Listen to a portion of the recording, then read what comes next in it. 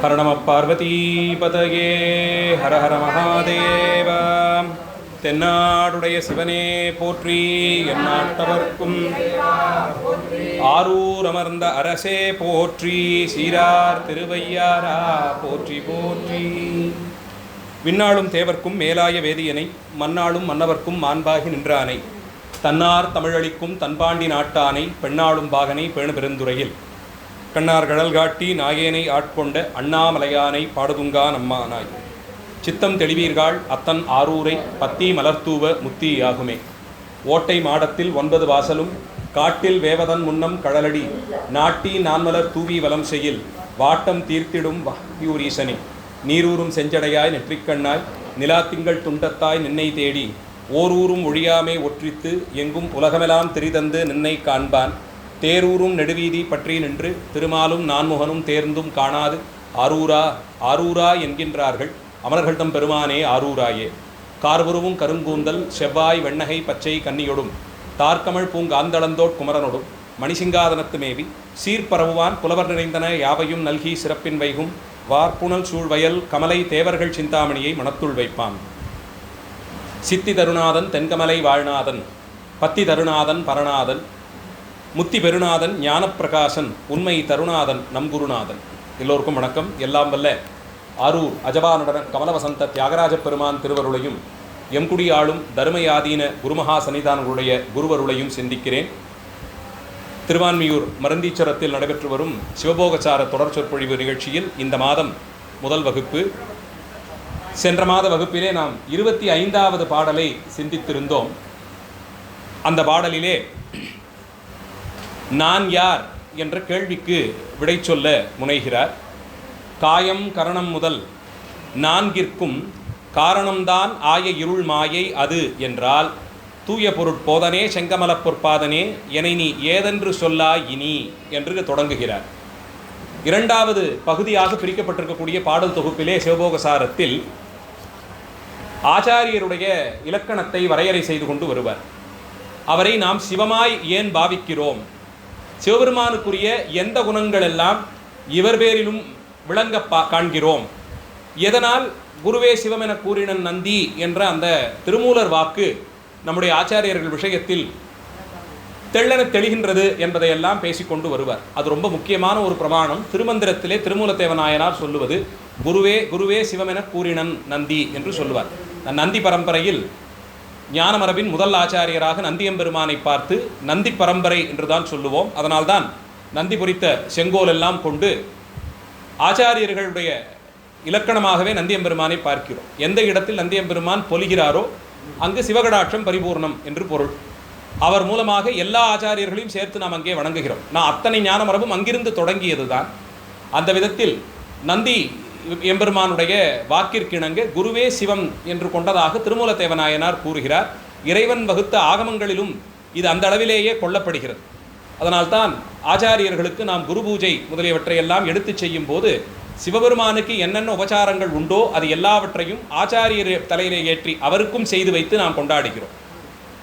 இப்போ சமீபத்திலே நேற்று 2 நாட்களாக தருமபுர ஆதீனத்திலே குரு பூஜை திருநாள் நடைபெற்றது. முதல் ஆச்சாரியரான குருஞான சம்பந்த பரமாச்சாரிய சுவாமிகள் நம்முடைய இந்த ஞான நூலினுடைய ஆசிரியர், அவர் பரிபூர்ணம் கூடிய நாள். சைவ சமயத்தின் தனித்துவங்களிலே ஒன்று, எந்த ஆச்சாரியருடைய அவதாரத்தையும் நாம் கொண்டாடுவதில்லை, ஒரு ஆச்சாரியருடைய பிறப்பையும் நாம் கொண்டாடுவது இல்லை. வைணவ மரபிலே அதைத்தான் கொண்டாடுவார்கள். அங்கே முழுக்க எல்லாம் அவதார உற்சவம் தான். எல்லா ஆச்சாரியர்களுக்கும் ஆழ்வார்களுக்கெல்லாம் அங்கே அவதாரத்தை கொண்டாடுவார்கள். நாம் பிறந்த பிறப்பு என்பது கொண்டாடுவதற்கு என்ற நிலையை கடந்து அவர்கள் பெருமானோடு பரிபூர்ணம் கூடிய நிலையிலே அவர்கள் சிவமாய் தோன்றியவர்கள் என்பதை அறிந்து கொண்டு சிவபெருமானே தன் கருணையினாலே நம்மிடையே வந்து தோன்றி நம்மை போலே மானிட தேகம் தாங்கி கண்டகரையும் கண்ணுதலும் மறைத்து எழுந்தருளினார் என்ற சிறப்பிலே ஆச்சாரியர்களுடைய பரிபூரணம் கூடிய நாள். அதை சொல்லும்போது அப்படித்தான் சொல்லுவோம். சிவனடி சேர்ந்தாருங்கிறதெல்லாம் நம்மை போன்றவர்களுக்கு சொல்லிக் கொள்ளலாம். அவர்கள் சிவமேயாய் தோன்றியபடியால் பரிபூரணம் அடைந்தார்கள் என்று சொல்லுகிறோம். அப்போ அந்த இடத்திலே பூரணத்தை கடந்தது பரிபூரணம் என்று சொல்லுவார்கள். பூரணம்னு சொன்னால் அதில் இன்னும் கூட கொஞ்சம் சேர்ப்பதற்கு அது முழுமை போலே தோன்றும். ஆனால் கொஞ்சம் அப்படி இழுத்து சேர்த்தோம்னா இன்னும் கொஞ்சம் சேர்க்கறதுக்கு இடம் இருக்கும். பரிபூரணம் என்று சொன்ன பிறகு அதிலே இனிமேல் கொள்வதற்கு இடமில்லை என்னும்படியாய் அவர்கள் சிவமேயாய் காட்சி தந்த திருநாளைத்தான் நாம் கொண்டாடுகிறோம். அதனால்தான் அருவான் மும்மை நாயன்மார்கள் தொடக்கமாக சந்தானாச்சாரியர்கள் வரிசையிலே வந்த அத்தனை ஆச்சாரியர்களுக்குமே நாம் அவர்கள் சிவபெருமானுடைய திருவடி நிலையை அடைந்ததாக அந்த பரிபூரணம் என்ற நிலையை அடைந்த தினத்தை தான் கொண்டாடுவது நமக்கு வழக்கமாகிறது. இப்போது 63 சன்னதிக்கெல்லாம் போனோம்னா அந்த அவரவருடைய திருநாமத்திற்கு கீழே மாதம் நட்சத்திரம் என்று போட்டிருப்பாங்க. அதில் நிறைய பேர் அவர்களுடைய அவதார தினம் நினைத்துக் கொள்கிறார்கள். அதை பற்றி ஆவணமே நமக்கு கிடையாது. என்று பிறந்தார்கள் என்று சொல்வதற்கு அங்கு ஆவணமே இல்லை. ஞானசம்பந்தர் திருவாதிரை திருநாளில் பிறந்தார் என்பது போன்ற சில குறிப்புகள் கிடைக்கிறதை தவிர்த்து மற்றையோர் பிறந்த தினத்தை நாம் கொண்டாடுவதில்லை. அந்த நட்சத்திரமே கிடைத்தாலும் கூட சம்பந்த பெருமானுடைய அவதார நட்சத்திரத்தை நாம் ஒரு காலத்தும் கொண்டாடுறதில்லை. அவர் பரிபூரணம் கூடி சிவசாயுஜ்யத்திலே கலந்து சிவஜோதியிலே இரண்டர கலந்த வைகாசி மூலத்தை தான் நாம் விழாவாக எடுப்பித்து கொண்டாடுகிறோம். அந்த விதத்தில் ஆச்சாரியர்களுக்கு குரு பூஜை என்று அவர்கள் பரிபூரணம் கூடிய தினத்தை கொண்டாடுகிறோம். இந்த நிலையில் தருமபுராதீனத்தினுடைய முதல் ஆச்சாரியர் குருஞான சம்பந்த பரமாச்சாரியர் வைகாசி மாதத்திலே வரக்கூடிய சஷ்டி திதியில் பரிபூரணம் கூடினார் என்று அவருடைய விஷயமாக சொல்லப்பட்டிருப்பதாலே 2 நாட்களுக்கு முன்பாக சஷ்டி திதி, அந்த திதி வைகாசி சஷ்டி திதியிலே அவர் பரிபூரணம் கூடினார் என்று கொண்டாடப்படுகிறது. அந்த பூஜையின் வெளிப்பாடு எப்படி இருக்குன்னு பார்த்தீங்கன்னா, அவருடைய ஞான பரம்பரையில் இப்போது இருக்கக்கூடிய ஆச்சாரியரை அந்த ஆச்சாரியராகவே பாவித்து அவரை ஒரு அலங்கரிக்கப்பட்ட சிம்மாசனத்தில் அமர்த்தி அவர்களுக்கு திருவாபரணம் எல்லாம் சமர்ப்பித்து பெரிய மாலைகள் எல்லாம் சாத்தி சிவபூஜையிலே என்னென்னலாம் உபச்சாரங்கள் உண்டோ அந்த எல்லா உபச்சாரத்தையும் அவர்களுக்கே செய்வோம். சோடச உபச்சாரங்கள் என்ன, தூபதீபம் என்ன, அலங்கார ஆரத்திகள் என்ன, வெவ்வேறு வகையான தீபாராதனை எல்லாம் நடக்குமே, சாயரட்ச பூஜைகள் எல்லாம் கோயில்களில் தரிசனம் பண்ணுறோமே, அது முழுக்க செய்து காண்பிக்கப்படும். பழமெல்லாம் அவர்களுக்கே கண்டருளச் செய்து அந்த அளவில் சிவபெருமானுக்கு என்னவெல்லாம் உண்டோ அதையெல்லாம் அவர்களுக்கு செய்து வைத்து அப்படி ஆச்சாரியர்கள் சிவமேயாய் பொலியும் தன்மையை இதுகாரும் இருந்த பாடல்களிலே தெரிவித்தார். அதை தொடர்ந்து 25வது பாடலில்தான் முதலில் நான் என்ற கேள்விக்கு விடை சொல்லும்படியாக கூறுகிறார். சீடர்களுடைய நிலை இதுதான். நான் யார் என்பதற்கு விடை ஆச்சாரியரிடத்திலிருந்து தான் பெற முடியும். எத்தனையோ முயற்சி செய்து நான் சிந்தித்து பெற்றேன், என்னை நான் தெரிந்து கொண்டேன் என்று சொல்லுவதெல்லாம் தற்போதத்திலே விளையும் என்பதிலே சந்தேகமே கிடையாது. நான் யார் என்ற கேள்வியை என்னாலே அறிந்து கொள்ள முடியாது. நாயன்மார் பெருமக்களுக்கே சிவபெருமான் ஆச்சாரியராக தோன்றி காட்டி கொடுக்கத்தான் நடந்தது. அப்பரடிகள் முதல் அத்தனை ஆண்டு காலம் கிட்டத்தட்ட 60 திருநட்சத்திரம் வரையிலும் பற்பல சமயங்கள் போய் பார்த்து எது சரின்னு கண்டுபிடித்து வருகிறேன்னு புறப்பட்டு போனார்.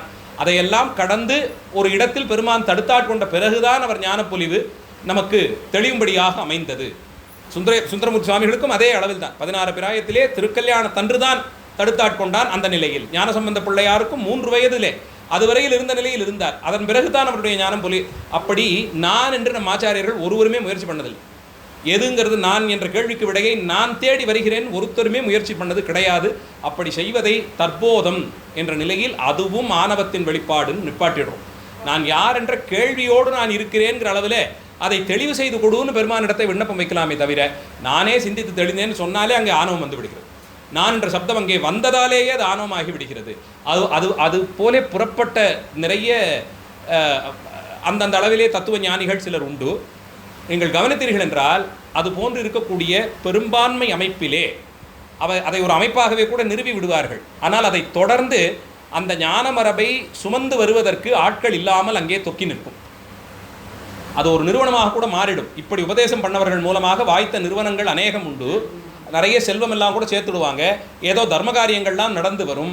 ஆனால் அந்த ஆச்சாரியர் வழியிலே அதே நிலையிலிருந்து அந்த உபதேசம் செய்து வைப்பதற்கு பரம்பரை அங்கே இல்லாமல் நின்றுவிடும். இதை நிறைய உதாரணங்களால் பார்க்கலாம். தனிப்பட்ட நிறுவனங்களை நாம் பேர் சொல்வதில்லை, அதனால் விட்டுவிடும். ஆனால் யோசித்து பார்த்தால் அதுபோலே ஞானம் பெறப்பட்டவர்களுக்கு இந்த ஒரு தோஷம் வாய்ப்பது எளிதாகத்தான் இருக்கிறது. அப்படி அல்லாது சதாச்சாரியர் திருவடிகளிலே பணிந்து நான் யார் என்ற கேள்விக்கு விடை தருமாறு அவரை வேண்டி கேட்கும் நிலையிலே நம்முடைய ஆச்சாரியர்கள் நின்றார்கள். அவர்கள் தொடங்கி வைத்த ஞான பரம்பரைகள் இன்று வரை பொலிவு பெறுவதை நாம் பார்க்கிறோம். அந்த விதத்தில் 25வது பாடலிலே காயம் கரண முதல் 4ற்கும் காரணம்தான் ஆய இருள் மாயை அது என்றால் தூய பொருட் போதனே செங்கமல பொற்பாதனே எனை நீ ஏதென்று சொல்லாய் இனிங்கிறார். இனி மேல்வரும் காலத்தில் மேல்வரும் பாடல்களிலே நான் என்ற சொல்லுக்கு நான் எப்படி பொருள் கொள்ள வேண்டும், என்னை யார் என்று நீ சுட்டி காண்பித்தருள வேண்டும், அதற்கு ஒரு தெளிவைத்தான்னு சொல்லி கேட்க தொடங்குகிறார். என்னை ஏதென்று சொல்லா இனி என்று கேட்டிருக்கிறார். இது சென்ற பாடலில் பார்த்தது, சென்ற மாத வகுப்பிலே. இந்த 26வது பாடல் இன்றைய வகுப்பிற்கு பிரமாணமாகிறது. இந்த 26வது பாடலை பெரும்பான்மை நிறைய சித்தாந்த நிகழ்ச்சிகளில் பார்த்தீங்கன்னா அதுவும் சித்தாந்த சாத்திரம் குறித்த நிகழ்ச்சிகளில் பார்த்தால் இதைத்தான் தொடக்க பாடலாக பாடியே தொடங்குவாங்க. முப்பொருள் உண்மைங்கிறத ஒரு 3 வரியில் அதற்கு ஒரு பாடல் சொல்லுன்னா இதுதான் ஆகச்சிறந்த பாடல். இதைத்தான் பெரும்பான்மை சொல்லுவார்கள். சாதாரணமாக சைவ சித்தாந்த புலவர்கள் அத்தனை பேருக்கு மனப்பாடமாக தெரிஞ்ச பாடல். எங்கே வேண்டுமானாலும் இதை மேற்கோள் காட்டி பேச தொடங்கி விடலாம். சித்தாந்த கருப்பொருளை இப்படின்னு சொல்லுங்கள், ஒரு 2 நிமிஷத்தை சொல்லுங்கள், 5 நிமிஷத்தை சொல்லுங்கன்னா உடனே சொல்லக்கூடிய அளவிலே 3 வரியில் 3 விஷயத்தை வைத்து சொன்னார் போலே அமைந்திருக்கும் இந்த பாடல். என்னை அறிவென்றான், என் அறிவில் ஆனந்தன் தன்னை சிவமென்றான், சந்ததமும் என்னை உன்னை பாரா மறைத்ததுவே பாசமென்றான், இம்மூன்றும் ஆராய்ந்தவர் முத்தராம். கீழே என்னவர் கேள்வி கேட்டார், என்னை ஏதென்று சொல்லா இனின்னு சொல்லிட்டார். என்னை நீ ஏதென்று சொல்லா இனிங்கிறது தான் கீழே கேள்வி. நான்கிறது எதுன்னு நான் எப்படி புரிஞ்சுக்கணும்? நீ இன்ன பொருளடா என்று எனக்கு நீ சுட்டி காட்டி உணர்த்துன்னு சொல்லி கேட்குறார். நான் என்பதை எவ்வாறு நான் புரிந்து கொள்ள வேண்டும் என்பதை நீ தெளிவு செய்து கொடுன்னு ஆச்சாரியர்கிட்ட கேட்டிருக்கார். ஆனால் நியாயம் ஒன்று சொல்லுவார்கள், இன்ன பொருள் எது அப்படின்னு கேட்டால் அதை சொல்லுவதற்கு வெவ்வேறு வழிகள் உண்டு. அதிலே ஒன்று, எதெல்லாம் இது இல்லையோ அது நீன்னுட்டு சொல்லலாம். இப்படி ஒரு நியாயம் உண்டு. தத்துவ இயல்லே இது நிறைய மேற்கோள் காட்டப்படும். இதெல்லாம் இல்லாதது எதுவோ அதுதான் இது என்று சொல்லும் ஒரு மரபு உண்டு. நியாயத்திலே இது கொள்ளப்படுகிறது. அதுபோல இவர் என்ன பண்ணுறார், அந்த மாதிரி இன்னொரு நியாயத்தை கைகொண்டு கருவியாக கொண்டு என்னை நீ ஏதென்று சொல்லாய்னு கேட்ட கேள்விக்கு இதுதான் நீ இதுவானபடியால் இது இதுவாகிறது, மேற்கொண்டு இதுவும் இந்த தன்மையில் இதுவாய் நிற்கிறதுன்னு இவர் கேட்ட கேள்விக்கு மேலே 2 கேள்விகளுக்கு விடை சொல்லி முடிக்கிறார். அடுத்து எப்படி இந்த கேள்வி தான் வரப்போகுது, இந்த கேள்விக்கு முழுமையாக விடை சொன்னால் அது கூடவே சேர்ந்து இலவசமாக இந்த கேள்விகளுக்கு விடை கிடைச்சிடும், அதனால் அதையும் சொல்லிடுறேன்னு சொல்லி இவர் கேட்ட கேள்வி என்னவோ ஒன்றுதான் 3 கேள்விகளுக்கு விடை சொல்லி முடிக்கிறார் இந்த பாடலிலே. என்னை அறிவென்றான். சைவ சித்தாந்தத்தில் அறிவு நான் என்ற பதத்திலே கொள்ளப்படுவது. ஞானத்தினால் ஒருவன் தன்னை இன்ன தன்மையன் என்று அறிந்து கொள்ள முடியும். இப்போ இந்த நான் என்பதை எதுவாகவெல்லாம் இருக்கும். சாதாரணமாக நான் என்பதற்கு எதையெல்லாம் அடையாளமாக சொல்லு. நீங்கள் யார் அப்படின்னு கேட்டால் என் பெயர் இது, என்னுடைய விலாசம் இது, குறைந்தபட்சம் இதுதானே கேட்பாங்க. எங்கே போனாலும் நீங்கள் யாருன்னா பெயர் இது, விலாசம் இதுன்னு சொன்னோம்னா நமக்கு ஒரு அடையாளம் இருக்கிறது என்ற அளவிலே அதுதான் நமக்கு அடையாளமாகிவிட்டு, அதுதான் நான். இன்னும் சிலர் கூடினால் அதிலே இன்ன கல்வியெல்லாம் நான் படித்திருக்கிறேன், இந்த இடத்துல உத்தியோகமாக இருக்கிறேன். இன்னும் அதிகமாக கேட்டார்னா இன்னாரை திருமணம் செய்து விட்டிருக்கேன், இவர்கள் என்னுடைய பிள்ளைகள், இல்லை இவர் என்னுடைய தாய் தந்தையர், இதுதான் என்னுடைய ஊர். இது இந்த மாதிரி ஒரு அடிப்படையான சில விஷயங்களை வைத்திருக்கிறோம். இது எல்லாமே மாற்றத்திற்கு உரியதா? பெரும்பான்மை மாற்றத்துக்குரியது. இது மாறிக்கொண்டே போகக்கூடிய தன்மை இதற்கு உண்டு. ஒரு சில இப்போ பெயரை மாற்றணும்னா மாற்றிக்கலாம், விலாசம் மாறுபட்டு போகும்னா மாறுபட்டு போகும். அப்போது கற்ற கல்வி பயனில்லதாக 20 வருஷம் கழித்து அவர் படித்ததே போலி சான்றிதழ்னு சொல்கிறாங்க. என்ன பண்ண முடியும்? எது ஒன்றுமே இதில் மாற்றத்திற்கு உட்பட்டது தான். இது மாற்றத்திற்கு உட்பட்டது. ஏதோ ஒரு நம்ம பேர்லேயே ஒரு ஊர் பேரை சேர்த்து வச்சுருப்பாங்க. வாஸ்தவத்தில் நிறைய பேருக்கு அந்த ஊர் எங்கே இருக்குன்னே தெரியாது. அங்கேருந்து நாங்கள் ஒரு 100 வருஷத்துக்கு முன்னாடி புலம்பெயர்ந்து வந்துட்டோம், அது எங்கேயோ அந்த பக்கத்தில் இருக்குது, தெற்கு பக்கம் அது ஏதோ ஒரு ஊர் ஒன்று சொல்லுவாங்க, அங்கேருந்து வந்துட்டோம், பேர் மட்டும் அப்படி ஒட்டிச்சு. இன்றைக்கி அவர் வேறு ஏதோ வேறு ஒரு உலகத்தில் இருப்பார், வேறு நாட்டில் இருப்பார். அங்கேயோ 3 தலைமுறை ஆகிருக்கும், 70 வருஷமாக அங்கேயே இருந்துருவாங்க. பேருக்கு பின்னாடி ஆனால் ஊர் மட்டும் இருக்கும். ஏன்னா அந்த நாடுகளுக்கெல்லாம் போனால் 3 பேர் வச்சுருக்கணும் குறைந்தபட்சம். அதனால் பெரும்பான்மை நம்ம மக்கள் என்ன பண்ணுவாங்கன்னா ஊர் பேரை சேர்த்து வைக்கிற ஒரு வழக்கம் உண்டு. அதனால் ஊர் பேரை போட்டு வைத்துக் கொள்வார்கள். அந்த ஊரே எங்கே இருக்குன்னு மறந்து போகிற அளவுக்கு அவங்க அதுலேருந்து விலகி போயாச்சு. அப்போது அது பொருள்பட்டது ஆகவில்லை. இது எதுவுமே அதற்கு பொருள்பட்டு வரவில்லை. குறைந்தபட்சம் வாரியார் சுவாமிகள் அடிக்கடி கேட்பது, விமான பயணம் பண்ணுறதுக்கு என்னுடைய பேரை கேட்டால் நான் கொடுத்தேன், என் பேருக்கு ஒரு சீட்டை எழுதி கொடுத்தான், அதை எடுத்துக்கிட்டு இங்கேருந்து நான் அமெரிக்கா வந்துட்டேன், ஏதோ ஆகி பெருமான் திருவருள் இங்கேயே எனக்கு முடிஞ்சிட்டதுன்னா திரும்பி போகிறதுக்கு வச்சிருக்கிற அதே சீட்டு அதே பேர் என் பேர் தான் போட்டிருக்கு, என்னை அதே சீட்டில் உட்காந்து வச்சு கூட்டிகிட்டு போவாங்களா அப்படின்னு கேட்டார். முடிஞ்சு போயிட்டுது அப்படின்னா அதுக்கு தனியாக ஒரு சீட்டு வாங்கணும், அதுக்கு தனியாக அதுக்குன்னு அனுமதியெல்லாம் வாங்கணும், அதுக்கு வேறு அளவில் பெட்டி இருக்கும், அதில் போட்டு அதுக்கு தனியாக ஏற்றி அனுப்புவாங்க. ஆனால் அந்த பேரில் தானே நான் பயணம் பண்ணி வந்தேன், இதே உடம்பு தானே அது, அதே பேரில் தான் இப்போ அந்த சீட்டு இருக்குது, என்னையே அங்கேயே உட்காந்து வைக்க மாட்டீங்கன்னு கேட்க முடியுமா? அப்போது நான் என்பது அந்த பெயரால் அறியப்படும் உடம்பும் இல்லை என்று தள்ளினால் அப்போது எதுவாகிறேன் நான் என்று ஒரு கேள்வி அங்கே நிற்குது. உயிரானது. அதனால தான் தீட்சை செய்து வைக்கும்போது ஒரு முக்கிய அங்கம் தீட்சையில் தீக்ஷா நாமம்னு ஒன்று சாத்துவாங்க. தீக்ஷா நாமம் அப்படின்னு ஒரு பெயர் வைக்கிற ஒரு சடங்கு வரும். பெயரே புதுசாக சூட்டுவாங்க. சமய தீட்சை அளவில் இருக்கும்போது பெயர் சூட்டினால் போகும், அடுத்தடுத்த தீட்சைக்கு சிலதெல்லாமே மாறும்.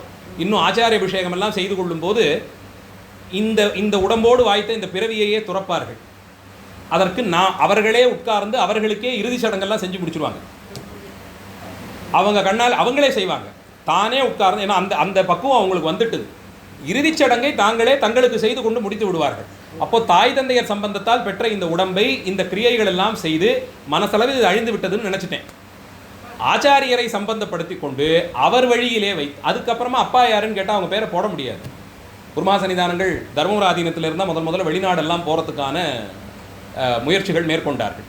குறிப்பாக இலங்கையிலே அது சிவபூமியாகவே சொல்லப்படுவதால் அங்கே நிறைய தமிழர்கள், சைவ தமிழர்கள் உண்டு, ரொம்ப பாரம்பரிய சைவர்கள்லாம் உண்டு. ஆச்சாரியர்கள் அங்கே எழுந்தருளணும்னு அவர்கள்லாம் வற்புறுத்தி கேட்கவும், எல்லாவற்றிலும் புதுமைக்கு முதன்மை பெற்ற தர்மயாதீனம் குருமா சன்னிதானங்கள் இப்போது இருக்கக்கூடிய சன்னிதானங்கள் ஒரு 40-50 நாடுகளுக்கு மேலே பயணம் பண்ணியிருக்காங்க. பல ஊர்களுக்கும் போயிருக்காங்க. அதில் அவங்க தான் முதல்ல புறப்பட்டு போன போது அதற்குன்னு கடவுச்சீட்டு வாங்கணும். இந்திய அரசாங்கத்துக்கிட்டேருந்து ஒரு கடவுச்சீட்டு வாங்கணும். அதற்கு இங்கேருந்து ஒரு பத்திரம் உண்டு, அதை எழுதி போட்டு அவன் அங்கேருந்து நம்ம இந்த விலாசத்தெல்லாம் இருக்கோமா, இன்னார் தான் நம்ம தாய் தந்தையரான்னு பக்கத்தில் இருக்கக்கூடிய ஒரு காவல் நிலையத்திலேருந்து ஒருத்தர் தேடி பார்த்து அதெல்லாம் சரி பண்ணிட்டு போய் சொல்லுவார். அதுக்கப்புறம் தான் அங்கேருந்து அது வரும். இப்போ இதில் தாய் தந்தையர் பேர் நிச்சயமாக எழுதப்பட வேண்டிய ஒரு விஷயம். இப்போ இவங்க அதையெல்லாம் துறந்து காவி ஏற்றி இங்கே வந்தாச்சு. இப்போ தந்தையார்னு சொல்லி குடல் துவக்காலே உடம்பு கொடுத்தவர்களை தாயும் தந்தையுமாக அறிய முடியுமான்னு ஒரு கேள்வி வருது. அவர்கள் பேரை போட்டால் அப்போ விதிப்படி இதெல்லாம் மாறி போயிடுமே இல்லையா? அது மாறி போயிடுமே, அவங்க எப்படி இதுக்கு சம்பந்தப்பட முடியும்னு ஒரு கேள்வி வருது. இதையெல்லாம் எழுதி கொடுத்து பெரிய விளக்கமெல்லாம் கொடுத்து 26வது குருமா சன்னிதானங்களுடைய பெயரை மட்டும் போட்டு தந்தையார் பெயர் இடத்துல போட்டு கடவுச்சீட்டு வாங்கினாங்க. முதன்முறையாக இதை செய்தது தர்மயாதீனத்தில். முக்கியமான பதிவு அது. மனத்தளவில் கூட அந்த தாய் தந்தையரோட பெயரை நாம் இன்னும் சுமந்தோம்னா அதே அளவில் தான் நம்முடைய பெயரையும் நாம் சுமக்க முடியாது. ஏன்னா தீட்சை ஆன்மாவிற்குன்னு சொல்கிறோம். அப்போது அந்த ஆன்மாவை எப்படி நான் இட்டு அழைப்பது, எதுவாக நான் பார்க்கணும்? என் தாய் தந்தையர் சூட்டிய பெயரால் அதை நான் பார்க்க முடியுமான்னா இல்லை, முடியாது. ஏன்னா இந்த பெயர் என்றைக்குமே அழியக்கூடியது. அப்போ என்ன பண்ணுவாங்க, அழியாததாக ஒரு பெயரை சூட்டணும். பார்த்தார்கள், பெருமானுடைய 5 திருமுகங்கள் தான் என்றும் அழியா தன்மையுடையது. ஈசானம், தத்புருஷம், அகோரம், வாமதேவம், சத்யோஜாதம், இந்த 5 திருமுகங்களும் நான் பெருமானுக்கு அழிவில்லை. அப்போ அவன் அந்த திருநாமத்தால் அழியப்படும் திருமுகங்களுக்கும் அழிவில்லை. அந்த 5 திருநாமங்களிலே ஒன்றை தேர்ந்தெடுப்பதுன்னு வச்சுட்டாங்க. இன்னும் கிரியாபாதத்தில் இருக்கக்கூடிய சிவாச்சாரியர்கள்லாம் இந்த பட்டம் கட்டும்போது இந்த 5ல் எப்படி தேர்ந்தெடுக்கிறது? இந்த 5ல் எதை தேர்ந்தெடுக்கிறதுனா 5 முகங்களையும் கும்பங்களாக ஆவாகனம் பண்ணுவாங்க. கடைசியாக கலசத்தில் அபிஷேகம் பண்ணுறதுக்காக 5 கும்பங்களை வைப்பாங்க. கண்ணை கட்டி கொண்டு ஒரு பூவை இவர்கள் தூக்கி வீச அந்த பூ எதிலே போய் எந்த கும்பத்தில் போய் உட்காருகிறதோ அந்த நாமத்தை சுற்றி விடுவார்கள். அகோர சிவம், ஈசான சிவம், தத்புருஷ சிவம், சத்யோஜாத சிவம், வாமதேவ சிவம், இந்த நாமங்கள் தான் இருக்கும். நம்ம பழைய கல்வெட்டுகள்லேருந்தே ஆரம்பித்து இந்த பழக்கம் இருந்து வருவதை பார்க்கிறோம். கிரியாபாதம் குறித்து வரக்கூடிய நூல்கள்லேயும் இந்த தீட்சா விதிகள்லாம் சொல்லும்போது இதற்கென்று எப்படி கலசஸ்தாபனம் செய்வது, அவர்கள் எந்த இடத்துல அந்த கிரியையினுடைய எந்த காலத்திலே கண்ணை கட்டி கொண்டு இப்படி ஒரு மலரை தூவி பெயரை அறிவார்கள் எல்லாம் சொல்லிட்டு, அப்போ என்ன ஆகுது, ஆன்மாவிற்கு தனியே ஒரு பெயர் சூட்டப்படுகிறது. அந்த பெயருக்கு அழிவில்லை, அது அழிவதில்லை அப்படின்னு அந்த இடத்துல வச்சுடுறாங்க. இப்போது கமலை ஞானப்பிரகாச பரமாச்சாரியருக்கு இவருடைய ஆச்சாரிய பரமாச்சாரியருக்கு சிதம்பரநாதன் என்பது தான் இயற்பெயர். அவருடைய குருநாதர் சாத்தியது சிதம்பரநாதன் என்பது தான் அவருக்கு சாத்தப்பட்ட திருநாமம். ஆனால் ஞானப்பிரகாசன் என்பது தீட்சா நாமமாக அங்கே வருகிறது. கமலை ஞானப்பிரகாசர் என்பது அங்கே தீட்சா நாமமாக அமர்ந்து விடுகிறது. அப்போ எல்லோருக்குமே 2வது தாய் தந்தையராக கருதப்படும் ஆச்சாரியர் மூலமாக ஒரு திருநாமம் சூட்டப்படுகிறது. தாய் தந்தையை எதையெல்லாம் கொடுத்தார்களோ அது எல்லாத்தையும் இவங்களும் தராங்கன்ற மாதிரி புதிதாக ஒரு பிறவி, அதற்கு தகுதியாய் ஒரு பெயர், கல்வி கொடுத்து, சிவஞான செல்வத்தை கொடுத்துன்னு எதையெல்லாம் தாய் தந்தையர் நமக்கு செய்து வைத்தார்களோ அதெல்லாம் ஒரு நாளில் அழிந்துபட்டு போகும். இந்த தொடர்பு தான் தொடர்ந்து வரும் என்ற அளவிலே இங்கேயும் விதண்டாவாதமாக கேட்பது உண்டு. ஆச்சாரியர் தொடர்பு ஒரு காலத்தில் வெட்டி போகுதே, அவர்களும் பரிபூர்ணம் கூடுறாங்க. தாய் தந்தையருக்கு தத்து போகுது நீங்கள் சொன்னீங்கன்னா அதே அளவில் தானே அவர்களும் பரிபூர்ணம் கூடினார்கள். ஆயினும் அவர்களாக அங்கே வருவது அவர்கள் நமக்கு கொடுத்த ஞானம். அந்த சரீர அளவிலே பார்க்கப்பட்ட திருமேனி கிடையாது, அதால் வந்த சம்பந்தம் என்பதை கடந்து சிவஞானத்தை நமக்கு கொடுத்திருக்கிறார்களே, அது என்றும் அழியா செல்வமாக இருக்கிறது. எத்தனையும் தாய் தந்தையர் எவ்வளவு சேர்த்து வச்சுட்டு போனாலும் ஒரு காலத்தில் இவ்வளவு எங்கள் அப்பா சொத்து சேர்த்ததுனால தான் நான் இன்றைக்கி இவ்வளவு கஷ்டப்படுறேன்னு சொல்கிறவங்களுமே உண்டு. இவ்வளவையும் கொடுத்துட்டு போயிட்டாரு, இப்போ இதால் எனக்கு அவ்வளவு அவஸ்தை இருக்குது, இதை எப்படி பார்க்கறதுன்னு தெரியாமல் எனக்கு அவ்வளவு சிரமங்கள் இதால் வாய்த்ததேன்னு அழுபவர்களும் உண்டு. அதனாலே அது அப்படி சேர்க்கப்படுவதனாலே அது சிரமமாகவும் ஒரு காலத்தில் போகலாம், ஒரு நொடிப்பொழுதிலே தீர்ந்தும் போகலாம். எத்தனையோ உதாரணங்களை உலகம் முழுக்க பார்க்கிறோம். ஒரு இரவு பொழுது இப்படிங்கிறதுக்குள்ளே பூமி இப்படி கொஞ்சம் அசைஞ்சதுங்கிறான், முடிஞ்சுது. அடுத்த நாள் நம்மளும் வரிசையில் போய் நின்று ஒரு வேளை சோத்துக்கு அங்கே நிற்கிற மாதிரி ஆகுது. அதனால் இந்த இவர்கள் குடத்தோக்கின் மூலமாக வந்த எதுவும் ஸ்திரமாக நிற்காது. ஆச்சாரியர் மூலமாக பெறப்படும் இந்த ஞானம் என்றும் மாறா தன்மையோடு அது அப்படியே இருந்துகிட்டு இருக்கும். உயிருக்கு பாதுகாப்பாக அது இருக்கும். உயிருக்கு பாதுகாப்பாக அது இருக்கிறது என்ற அளவிலே ஆச்சாரியரை முன்னிட்டுத்தான் நாம் எதையும் செய்து கொள்வது என்று பார்க்கிறோம். என்னை அறிவென்றான், நீ என்று அறியப்படுவது யார் என்ற கேள்விக்கு விடை சொல்லத் தொடங்கி, இந்த உறுப்புகளால் ஆன உடம்பா? இல்லை, கீழப்பாட்டிலேயே அதெல்லாம் கரணங்கள்னுட்டார். அது அந்த நாலுமே மாயையின் வெளிப்பாடு, தனு கரணங்கள் எல்லாம் மாயையின் வெளிப்பாடுன்னுட்டார். அப்போது இந்த உடம்பு இல்லை, கண்ணு காது மூக்குன்னு ஒவ்வொன்றா சொல்லிட்டு இருந்தா அது இல்லை அது இல்லை அது இல்லைன்னு சொல்கிறோம். மெய்கண்டார் பார்த்தார், உளது இலதென்பதின், இல்லை என்றதால் உளது இலதென்பதுன்னுட்டார். நீ ஒரு பொருள் இல்லை இல்லைன்னு சொல்லும் போதே இருக்குன்னு பொருள் ஆகுதே. அப்படி நான் கேள்வியே படலைன்னு சொல்லிட்டா பிரச்சனை இல்லை. அந்த பொருள் இல்லை இல்லை இல்லை அப்படின்னு சொன்னோன்னாலே அப்போ இருக்குன்னு சொல்றதுக்கு ஒரு வாய்ப்பு இருக்கு. உளது இலதென்பதின் தெளிவாக சொல்லிட்டார் மெய்கண்டாச்சாரியார். உளது இலதென்பதின், இல்லை என்று நீங்கள் ஒரு விஷயத்தை சொல்வதன் மூலமாகவே அது இருப்பதற்கான சாத்தியக்கூறு இருக்கா இல்லையா? இருக்குன்னு நான் இப்போ அதை நான் நிறைவு செய்து கொடுக்குறேன், அதை நிறைவு செய்கிறார் அவர். அப்போ எதெல்லாம் இதுன்னு கேட்டால் இது எதுவுமே இல்லைன்னா மெய்கண்டர் சொன்னார் முடிவா. மெய்கண்டாரை நாம் அவ்வளவும் கொண்டாடுவதற்கு காரணம், வாஸ்தவத்தில் 3 வயதிலே சம்பந்த பிள்ளையாருக்கு இவ்வளவு கலைகளும் ஒரு சேர பெற்றதற்கு ஞானபானகம் ஒன்றுதான் காரணமாக இருக்க முடியும். ஏன்னா அவர் வாழ்ந்ததுக்கு வரலாற்று குறிப்புகளே நமக்கு நிறைய இருக்குது. உலகத்தில் எந்த ஒரு பிள்ளையும் 3 வயதிலே இப்படி பாடியிருப்பதற்கு வாய்ப்பில்லை. இத்தனை தூரத்திற்கு பொருள் பதிய அதில் இவ்வளவு தூரத்திற்கு உணர்ச்சியை கிளப்ப 1600 வருஷம் படித்தவர்களுக்கெல்லாம் கண்கலங்க செய்யும்படியான அவர்களை பாடுவதற்கு ஒரு தமிழ் மொழி நிபுணத்துவமோ மற்றதோ எல்லாம் அதுக்கு போறவே போதாது. அதை விடவும் தமிழ் தான் அப்படின்னா அதில் வாசித்து கலை கண்டவர்கள் நிறைய பேர்கள் உண்டு. யாராலையானு இவ்வளோ பண்ண முடிஞ்சதா? இல்லையே. அதே போலத்தான் மெய்கண்டாரை வைத்து பார்க்கிறோம். 2 வயதில் ஒருவருக்கு இவ்வளவு தூரத்திற்கு தர்க்கம் வியாகரணம்னு அத்தனை சாத்திரங்களும் ஷடாங்கங்களும் இவருக்கு தோன்றி இருக்கிறது என்றால் அவர்களெல்லாம் வழிபடுவதற்கு என்ன காரணம் இதை பார்த்தா தெரிஞ்சும். பேருக்கு சும்மா ஒரு படத்தை வச்சு பூவை போட்டோங்கிறது இல்லை. ஐயா இதை செய்து கொடுத்தீர்களே நாங்கள் எல்லாம் பிழைத்தோமேங்கிற உணர்வுனாலே ஒரு செய்நன்றியாகவே அதை செய்யணும். அதனால தான் ஆச்சாரியர்களை தவறாமல் கொண்டாடுகிறோம். பொழுது போகாமல் இதை செய்யலை. அதை டாம்பிகம்லாம் சொல்கிறவங்களுக்கு பொருள் புரியலை, அவ்வளவுதான். அதற்கு அந்த ஆச்சாரியர்கள் செய்து கொடுத்திருக்கக்கூடிய ஞான நூல்களை எல்லாம் வாசித்தால்தான் எவ்வளவு பொருளை நம் வாழ்க்கைக்கு கூட்டி வைத்திருக்கிறார்கள் இவர்கள். குறைந்தபட்சம் நம்மால் முடிந்தது அவர்களை கொண்டாடுவது. அதுக்கு அந்த நூலை வாசித்தால் தான் தெளிவு பிறக்கும்.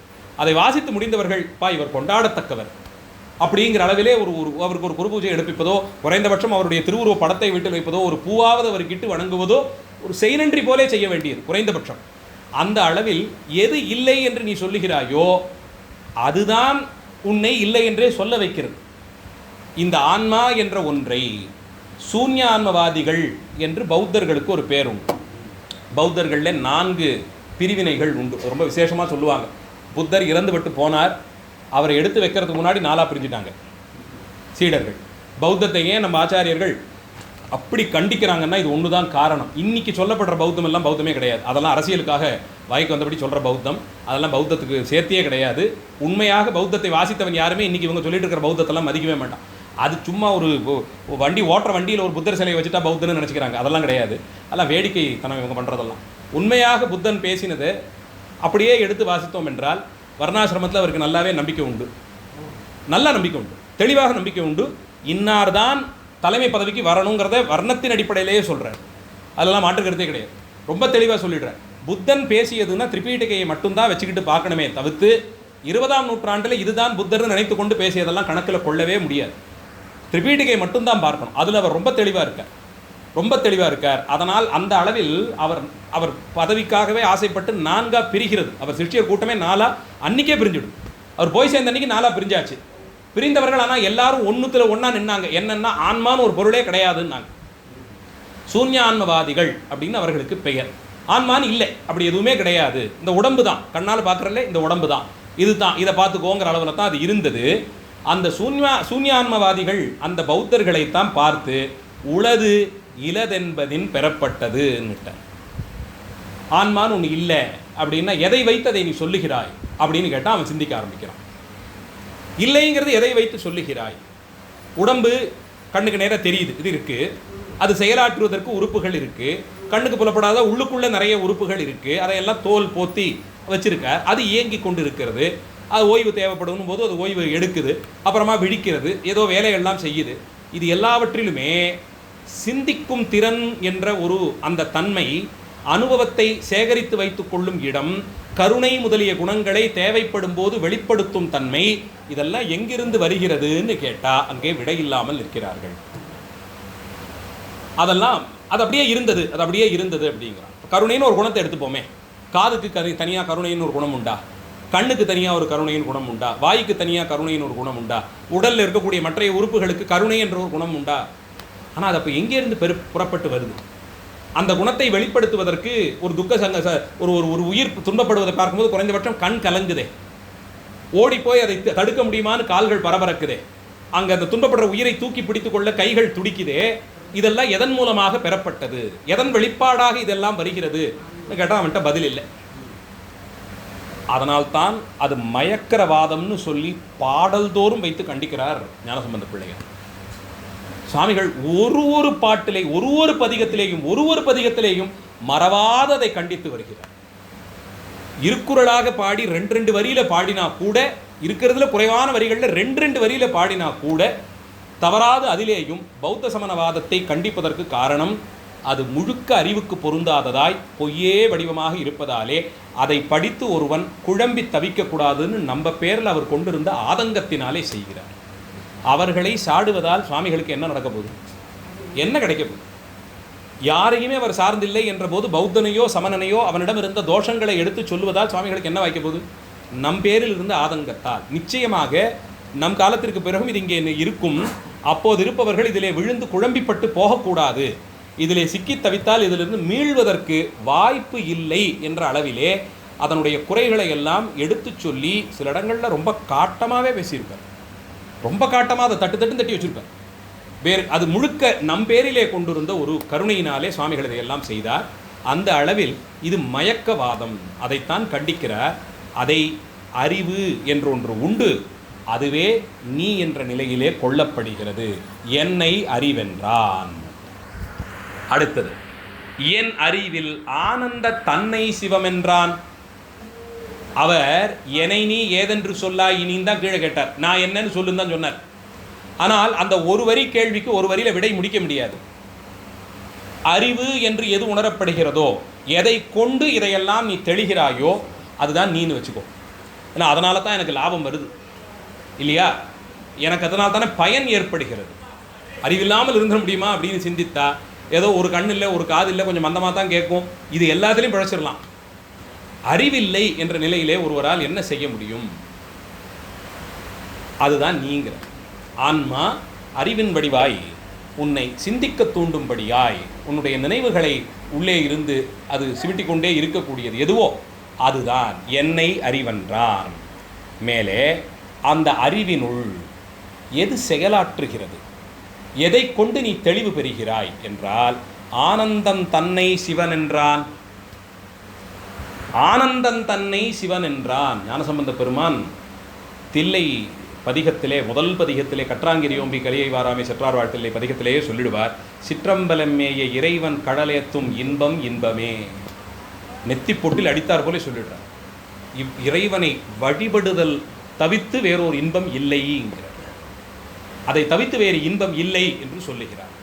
யார்கிட்டையான நிப்பாட்டி எது உங்களுக்கு ரொம்ப இன்பமயமானதுன்னு சொன்னால் உலகில் இருக்கக்கூடிய அத்தனை 100,000 கோடி உயிர்களும் வெவ்வேறு பதில் சொல்கிறதுக்கு தகுதி உண்டு. ஏன் ஒரு அறையில் இருக்கிற நம்ம ஒரு 40 பேரை கேட்டோம்னா எல்லாருக்குமே வேறு பதில் தான் வரும். நிச்சயமாக ஒரே பதில் 2 பேர் சொல்லவே மாட்டோம். இன்பம் எது அப்படின்னு கேட்டால் ஆளுக்கு ஒரு பதில் இருக்கும்.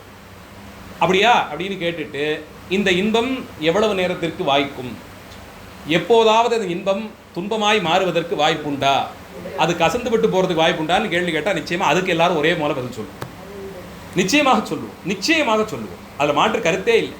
நம் தனியாக தனிப்பட்ட விதமாக நம்மையே எடுத்துக்கொண்டால் பள்ளி படித்த விளையாடிய காலத்திலிருந்து பள்ளி படித்த காலத்திலிருந்து கல்லூரிக்கு போன காலத்திலேருந்து திருமணம் செய்து கொண்டது வேலைக்கு போனது இந்த ஒரு 70 வருட வாழ்க்கையை எடுத்துக்கொண்டால் 8000 வெவ்வேறு விஷயங்கள் இன்பம் தருவதாக மாறியிருக்கும்.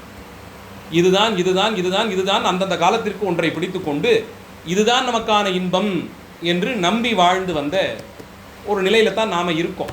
இது அத்தனை உயிர்களுக்கும் பொருந்தக்கூடியது தான். பற்றுங்கிறதே இன்பத்தினால தானே வருது. இதை பற்றி கொள்ளுகிறேன் அப்படின்னா ஒரு பொருளின் பேரிலோ ஒரு நபரின் பேரிலோ பற்றுங்கிறது அது தரக்கூடிய இன்பத்தினாலே வருகிறது. அந்த பற்றை நாம் தூக்கி கொண்டாடி கொண்டிருக்கிறோம். அது ஒரு காலத்திலே அது பயனற்றதாக போகும்போதோ இல்லை அது நாம் எதிர்பார்த்த நிலையிலிருந்து மாறுபட்டு போகும்போதோ இதெல்லாம் ஆகும்போது அது நமக்கு இன்பம் தராத போது இதையா இத்தனை காலம் நம்பி இருந்தோம்னு அதை தவிர்த்து அதிலிருந்து வெளியேறுவோம். ஆனால் அப்போதும் மனித உயிரினுடைய குறை அடுத்து ஒன்று எதை பற்றலாம்னு தேடுமே தவிர இந்த பாடத்தால் கற்று தேர்ந்து கொண்டேன் இது பற்றுதற்கான விஷயம் இது இல்லைன்னு தவிர்க்காது. அடுத்து எதையாவது ஒன்றை பற்றி இருக்கணும். இது விட்டு போன அந்த இடத்தை ஏதாவது ஒன்று நிரப்பணும். அது நிரப்பலைன்னா ஏதோ இல்லையோங்கிற மாதிரி நமக்கு ஒரு குறைபாடு இருந்து கொண்டே இருக்கும். இது எங்கே இல்லாமல் போகும் என்றால் சிற்றம்பலம் மேய இறைவன் கடலேத்தும் செல்வம் செல்வமேன், இன்பம் இன்பமேன். எது செல்வம் செல்வமேவோ அதிலே தான் சொல்கிறேன். இதுதான் சேர்த்த செல்வம்ங்கிற அந்த செல்வத்தினால் விளைந்த இன்பம்தான் இன்பம் என்று வலியுறுத்தி சொல்லுகிறார். இதை உதாரணங்கள் சொல்லியோ இல்லை அனுபவத்தின் மூலமாகவோ சொல்லி தெளிவுபடுத்த முடியாது. அவரவர்கள் வழிபாட்டிலே ஈடுபட்டுத்தான் அதை தெரிந்து கொள்ள வேண்டும். அதனால தான் சிவபூஜையை இவ்வளவு தூரம் வலியுறுத்துவதற்கு காரணம். அதுவும் ஆகமோக்தமான நிறைய பேர் கேட்பார்கள், அன்பர்கள் சிவபூஜைன்னு சொல்கிறீங்க, அது கொஞ்சம் செஞ்சறதுக்கு நேரம் இருக்குமா இது இருக்குமான்லாம் எனக்கு தெரியல. அதனால் நான் வீட்டில் சின்னதாக ஒரு சிவலிங்கம் வச்சுருக்கேன், அதுக்கு தினம் அபிஷேகம் பண்ணி சந்தனம் வச்சு ஒரு பூவை போட்டுட்டு போயிடுறேன். அது குறையான்னு கேட்டால் நிச்சயம் இல்லை. உங்களால் ஏதோ ஒரு வழிபாடு செய்கிறீங்க. ஆனால் சிவபூஜையின் பலனாக அறியப்படுவது மனதை பக்குவப்படுத்த வேண்டும் என்பது தானே தவிர ஏனைய வழிபாடுகள் போலே இறைவனை வழிபட்டு அவரிடம் அதன் மூலமாக நான் ஏதோ வரத்தை பெற்றுக்கொண்டேன் என்பது கிடையாது. சிவபூஜையை இவ்வளவு விசேஷமாக நாம் சொல்வதற்கு எல்லா தெய்வங்களுக்கும் பூஜை முறைகள் எல்லாம் சொல்லப்பட்டிருக்கு. விநாயகர் சதுர்த்தி கொண்டாடுகிறோம், நிறைய வழிபாடுகள் செய்கிறோம், நிறைய பண்டிகைகள் உண்டு, எல்லாத்துக்கும் ஒரு வழிபாட்டு மரபு உண்டு. அதற்கெல்லாம் கல்ப நூல்கள் உண்டு, கல்பங்கள்னு சொல்லுவோம். பூஜா கல்பம், விரத கல்பம் எல்லாம் சொல்லப்பட்டிருக்கிறது. ஒரு ஒரு ஒரு சாமான்யமாக நம்ம வீடுகளெல்லாம் ஒரு வருஷத்துக்கு ஒரு 10-12 பண்டிகைகளாவது மாதத்துக்கு ஒன்றுன்னு வச்சுப்போமே, ஏதாவது ஒரு பண்டிகை கொண்டாடி விடுவோம். அதில் பெரும்பான்மைக்கு சில பத்ததிகள் இருக்கும், அதை இப்படித்தான் செய்யணும் வாங்க, அதுக்கு ஒரு புத்தகம் வச்சுருப்போம், அதை பெரியவர்கள் ஒருத்தர் வாசிக்க செய்ய வேண்டியவங்க அதை செய்வாங்க. இது இப்படித்த மரபில் தான் நாம் இருந்து வரோம். இதிலிருந்து சிவபூஜை ஏன் வேறுபட்டது? எந்த வழிபாடும் செய்யுங்கள் அப்படின்னு சொல்லாமல் குறிப்பாக சிவபூஜைன்னு ஏன் அதை திரும்ப திரும்ப அறுதியிட்டு சொல்லுகிறோம்?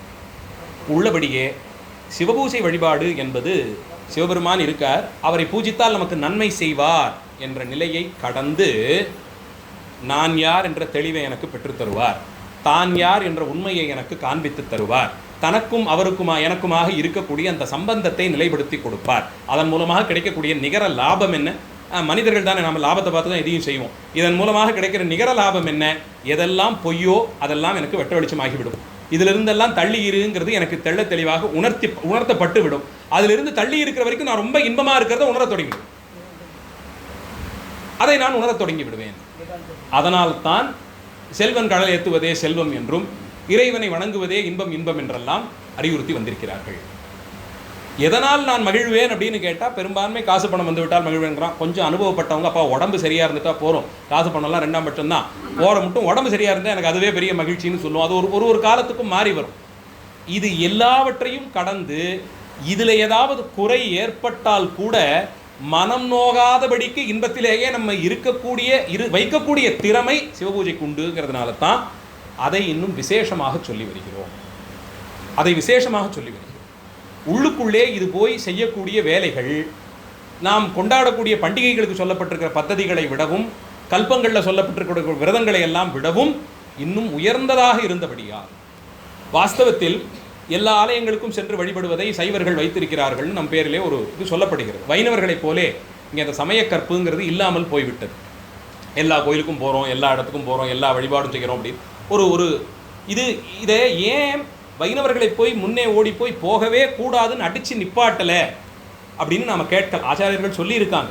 எப்படின்னா இது பெற்ற பிறகு இந்த சம்பந்தத்தால் ஆகக்கூடியது ஒன்றுமில்லைன்னு துறக்கிறோம். 1ஆம் கிளாஸ் படித்து 2ஆம் கிளாஸ் முடித்து 3ஆம் கிளாஸ் முடித்து 10ஆம் வகுப்புக்கு வந்திருக்கோம். 10ஆம் வகுப்புக்கு வந்து சேர்ந்தாச்சு. இந்த 1ஆம் வகுப்பு தான் எப்படி பார்த்தாலும் என்னை இந்த நிலைக்கு ஆளாக்குச்சு. இப்போவும் அந்த ஆவணா வச்சு தான் நான் தமிழ் பரீட்சை எழுதுகிறேன். அதை சொல்லிக் கொடுத்த 1ஆம் கிளாஸில் நான் போய் உட்காந்துக்கிறேன்னு சொன்னால் அது எப்படி மடமையோ அதே போல்தான் எல்லாவற்றையும் தந்து அதற்கும் மேம்பட்டதாய் போதும் என்ற நிலையை காண்பித்து கொடுத்து அதன் மூலம் இதுதான் இன்பம் என்று அறுதியிட்டு சொல்லக்கூடிய சிவாலய வழிபாட்டுக்கு ஆட்பட்ட பிறகும் ஒருத்தர் இதர தேவதைகளை வழிபடும் போது அது இது போன்ற ஒரு வித மனப்பிழற்சின்னு வேணுமானால் சொல்லலாம். வாஸ்தவத்தில் அது அந்த அளவில் தான் கொண்டு போய் தள்ளும். நிறைய பேர் வாதாடுவது உண்டு, சென்று நீர் சிறுதெய்வம் சேர்வோம் அல்லோம்னு அப்பர் பெருமான் சென்று நாம் சிறுதெய்வம் சேர்வோம் அல்லோம்னு அப்பர் பெருமான் சொல்கிறார். ரொம்ப முக்கியமான வரி அது. சென்று நாம் சிறுதெய்வம் சேர்வோம் அல்லோம்னுட்ட சிறுதெய்வம் அப்படின்னு ஒரு பதத்தை பயன்படுத்துகிறார். அதை என்ன நினச்சிக்கிறாங்கன்னா, கிராம தேவதைகள் இதெல்லாம் தான் சிறுதெய்வம்னு தட்டுறாங்க. சிவபெருமானை தவிர்த்து மற்றது அத்தனையும் சிறுதெய்வம் தான். மற்றது அத்தனையும் சிறுதெய்வம் தான். அது சிறிய பொருளை தருவதால் அது சிறுதெய்வம், அவ்வளவுதான், வேற ஒன்றுமே கிடையாது. எது இருந்தாலும் பொருளோ கல்வியோ மற்றொன்றோ கணக்கில் கொள்ளாது எப்போதும் இன்பத்தோடு கூடி நான் இருக்கும்படியாய் செய்யும் மனப்பக்குவத்தை சிவ வழிபாடு தான் பெற்றுத்தரும். அதுதான் பெருந்தெய்வம். தயவு செய்து யாராவது சிறுதெய்வம்ங்கிற வாதாடும் போது அது கிராம தேவதைகளையோ அது போன்ற இருக்கிற தெய்வங்களையோ குறிக்கிறதான்னு நிச்சயமாக இல்லை. அது எல்லாத்துக்கும் எல்லாமே அதில் தான் சேரும். சிவபெருமான் ஒருவன் தான் அந்த இடத்துல தெய்வம் என்ற சொல்லால் அறியப்படுகிறார். பெருந்தெய்வம்னு சொல்லுவதை விட தெய்வம் சிறுதெய்வம் வேணால் இரண்டாக பிரிக்கலாம். தெய்வம் என்பது இந்த இடத்துல சிவபெருமானை குறிக்கும். அவர் ஒருவரை சேர்ந்தவர்கள் மற்றொன்றை சேர வேண்டிய அவசியம் இல்லை என்ற அளவிலே அது தள்ளப்படுகிறது. அதனால்தான் என் அறிவில் ஆனந்தம் தன்னை சிவமென்றான். இந்த அறிவு என்றொன்று செயலாற்றுகிறதே, அதிலே தெளிந்த தெளிவாய் ஒன்று இருக்கிறதே, அது சிவம் என்று காட்டிக் கொடுத்தான். அந்த தெளிவை தான் சிவம் என்று காட்டிக் கொடுத்தான். தன்னை சிவமென்றான், ஆனந்தம் தன்னை சிவமென்றான், என்னறிவில் ஆனந்தம் தன்னை சிவன் என்றான். இந்த இன்பத்தை தான் சிவம் என்று பார்த்து ஞானம் ஆனந்தமயம் அப்படின்னு உபனிஷத்து வாக்கியம். ஞானம் ஆனந்தமயம்னு உபனிஷத் வாக்கியம். லௌகீகமாக எடுத்துக்கிட்டிங்கனாலே ஒரு சாதாரணமான ஒரு விஷயத்திலே ஒரு சின்ன குழந்தைக்கு மிதிவண்டி ஓட்டுறதுக்கு அது பழகிடுச்சுன்னு வச்சுக்கோங்களேன். ஒரு கலையை அது கற்றுக்குச்சுன்னா பெரிய ஆனந்தம். அதுக்கு அப்பா அம்மா கூட வர வேண்டியதில்லை, நானே அந்த வீதியில் ஒரு 10 வீடு தாண்டுற அளவுக்கு இந்த மிதிவண்டியை மிதிச்சுக்கிட்டு போகிறேன் அப்படின்னு சொல்லிட்டா அதை கற்றுக்கிட்ட நேரத்தில் அந்த குழந்தைக்கு வர்ற ஒரு சந்தோஷம் இருக்குது பாருங்கள். அது போல ஒரு லௌகீக விஷயத்திலேயே தெளிவு நமக்கு ஒரு ஆனந்தத்தை தருகிறது என்றால், மாத கடைசியில் ஒரு கணக்கு எழுதுவோம், தொக்கா ஒரு 8000 ரூபா எங்கேயோ இடிக்கும். தொடங்கின கணக்கில் அது வந்திருக்கு, கணக்கு சரி பார்த்து முடிக்கும் போது ஒரு 8000 ரூபா பணம் எங்கேயோ விட்டு போயிருச்சு. அது ஒரு மாதிரியான எண். அது ஒரு 50-100 காணாமல் போச்சுன்னா சரி ஏதோ போச்சு பிள்ளையார் உண்டிக்கு போட்டோம்னு நினச்சிட்டு விட்டுடுவோம். ஒரேடியாக ஒரு 40,000-30,000 இடித்தாலும் மொத்தமே அவ்வளோ கிடையாது, எங்கேயோ ஏதோ தப்பு பண்ணியிருக்கோம் அப்புறம் பார்த்துக்கலான்னு அதை எடுத்து வச்சிடலாம். நடுவாந்திரமாக வந்து ஒரு 4,000, 3,000, 5,000 வரும்போது இது எங்கே போச்சோன்னு தலையை போட்டு குழப்பிக்கிட்டு வேறு எந்த வேலையும் ஓடாமல் ஒரு பாடெல்லாம் படுத்தி முடிச்சு அட இவருக்கு தானே இதை கொடுத்தோம்னு அந்த தெளிவு வரும்போது மனசில் ஒரு மகிழ்ச்சி வரும் பாருங்க. அது கூட ஆனந்தம் தான். ஆக ஒரு விஷயத்தை தெரிந்து கொள்ளும் போது, புதிதாக அதை கற்றுக்கொள்ளும் போது அது ஒரு ஆனந்தத்தை தரும். அறிவுக்கு அதுதான் லட்சணம். அது ஒருவேளை கற்ற கல்வி அந்த இன்பத்தை தரவில்லை என்றால் நீங்கள் கற்கவில்லைன்னு பொருள் கொள்ளுங்கன்னு. நீங்கள் படிக்கவே இல்லைன்னு பொருள் கொள். லௌகீக கல்விக்கே அதுதான் லட்சணம். ஆனால் கற்றல் வந்து ஒரு தேடலாகத்தான் எப்போதும் இருக்கணும். கற்றல் ஒரு தேடலாகத்தான் இருக்க வேண்டும். விளையாட்டாக சொல்லுவாங்க, அபிராமி அம்மை பதிகத்தில் இது அந்தாதியிலே பட்டர் வேண்டி கேட்டுக்கிறார், அம்மையினுடைய திருக்கடைக்கன் பார்வை என்னவெல்லாம் தரும்னு பிரபலமாக ஒரு பாடலில் சொல்கிறார். தனம் தரும், கல்வி தரும், ஒரு நாளும் தளர்வரியா மனம் தரும், ரொம்ப வேண்டப்பட்ட விஷயத்தெல்லாம் சொல்லிட்டு வர்றார். அதை இந்த காலத்துக்கு மாற்றி அமைச்சோம்னா தனம் தரும் கல்வி தரும் தளர்வொன்றறியா மனம். எந்த கல்வி காசை பெற்று தருகிறதோ அதுதான் கல்வி. அந்த கல்வியை படிச்சுட்டீங்கன்னா மனம் தளராது இருக்குங்கிற அளவில் தான் அதை பிரித்து வாசிக்கணுங்கிற மாதிரி ஆயிட்டுது. அப்போது படித்த படிப்பு அந்த தேடலுக்கு விடையாக இருக்கணும். ஒவ்வொரு நாளும் பள்ளிக்கு போனோம் அப்படின்னா எதையோன்றதை புதுசாக கற்றுக்கிட்டோம் அப்படின்னா அது ஒரு இன்பத்தை தரணும். ஆஹா இப்படி ஒன்று இருக்கா, ஓஹோ இது இப்படி தான் செயலாற்றுதான், அது உள்ளுக்குள்ளே ஒரு ஆனந்தத்தை தரணும். அது தராது போச்சுன்னா அந்த கல்வியிலே பயன் இல்லை. அப்படின்னா அங்கே கல்வி பயிலப்படவில்லைன்னு அர்த்தம். ஒன்றும் சொல்லித்தரல, இல்லை படிக்கலை, ரெண்டுத்தையும் ஏதோ ஒன்று நடந்திருக்கு. அது சொல்லித்தர விதத்திலையும் சொன்னால்தான் அது இன்பமாக இருக்கும். அது ஒரு பக்கம் உண்டு. 2 பேர் நிலையிலையும் ஆச்சாரியமாகட்டும் சீடருமாகட்டும் சொல்லித்தர வேண்டிய நிலையை அவர்களும் சொல்லி கற்றுக்கொண்டேன்னு அந்த தெளிவு பிறந்ததுனால் ஒரு இன்பம் நிச்சயமாக பிறக்கும். இது சாமானியமான பதி அளவுக்கே போக வேண்டாம். பசுஞானத்திற்கும் பாசஞானத்துக்குமே இது உண்டுன்னா பதிஞானத்துக்கு சொல்லவே வேண்டியது.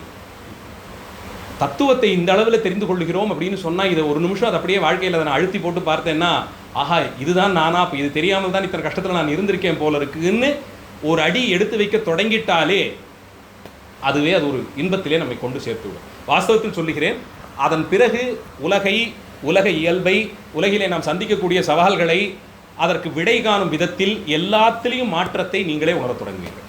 ஒவ்வொருத்தரும் உணரத் தொடங்கிவிடும். அந்த சிறப்பை தான் சிவபூஜை செய்து கொடுக்கும். அதனால் இது ஏதோ ஒரு பக்திக்காக செய்கிறேன், ஒரு உபச்சாரமாக செய்கிறேன். நம்ம உபச்சாரத்தினால என்ன ஆகும் சாமி, என்ன குறை அவருக்கு, என்ன அவர்கிட்ட இல்லை, நாம் கொடுக்குற அந்த கொஞ்சம் தண்ணி கலந்த பாலும் புளித்து போன தயிரும் கலப்படமான நெய்யில் ஏற்றப்பட்ட விளக்கும் வாசனை இல்லாத மலர்களும் இதை ஏற்றி கொண்டு என்ன திருப்தி அவருக்கு வந்துருக்கும்? இதன் மூலமாக உள்ளிருந்து தன்னைத்தான் உணர்த்தி வைக்கிறார். அந்த திறம் அந்த மந்திரத்திற்கு உண்டு, அந்த திறம் அந்த பத்ததிக்கு உண்டு, அந்த திறம் அங்கே செய்யக்கூடிய செயல்பாடுகளுக்கு உண்டு. இது எல்லாத்தையும் சேர்த்ததுனால தான் ஆகமங்களை தலைக்கு மேலே வச்சு கொண்டாடும். இந்த நிலையை மற்றைய ஞான நூல்கள் தருவதில்லை, சைவாகமங்கள் மட்டுமே தருகிறது என்பதை கையை தூக்கி சத்தியம் சத்தியம் சத்தியம்னு 3 வாட்டி சத்தியமாக முன்னே சொல்லலாம். அவ்வளவு சிறப்பு சைவாகமங்களுக்கு உண்டு. அதனால்தான் சிவபூஜையை ஏற்றி போட்டிருக்கிறோம். அது பக்தியின் வெளிப்பாடாக மட்டும் செய்தேனோ, இல்லை ஒரு உபச்சாரமாக செய்தேனோ, சாமி எனக்கு செஞ்சிட்டார் அதனால் அவருக்கு திருப்பி செய்கிறேன் என்றோ, லாபம் முழுக்க முழுக்க அடியனுக்கு தான், செய்பவருக்கே தான் அந்த லாபம் முழுக்கவும் பெறப்பெறுகிறது. அந்த நிலைக்கு உயர்த்தக்கூடிய தன்மை சிவபூஜைக்கு உண்டு. அதனால்தான் ஆனந்தம் பிறக்கிறது. தன்னை என் அறிவில் ஆனந்தன் தன்னை சிவம் என்றான். சரி, இப்போ இந்த 2 கேள்விக்கு விடை தெரிஞ்சிட்டது. என்னை அறிவென்றான், அந்த அளவில் நான் ஏற்றுக்கொள்கிறேன். அந்த அறிவு தெளிந்த நிலையில் இருப்பதற்கு காரணமாக இருக்கும் அந்த அறிவால் விளைந்த ஆனந்தம் சிவம் என்றான். அந்த அனுபவத்தால் விளைந்த ஆனந்தம் சிவம் என்றான். நான் சுவாமி எப்போதும் ஆனந்த வடிவமாக இருக்கிறார். தாண்டவமே ஆனந்த தாண்டவம் என்று தான் சொல்லப்படுகிறது. சுவாமி ஆனந்த தாண்டவ நடராஜமூர்த்தின்னு தான் சொல்லப்படுறார். முழுக்க ஆனந்தமே வடிவமாக இருக்கிறார். சத்து சித்து ஆனந்த பொருள், அவ்வளவுதான். சத்து சித்து ஆனந்தமாக இருக்கிறார்.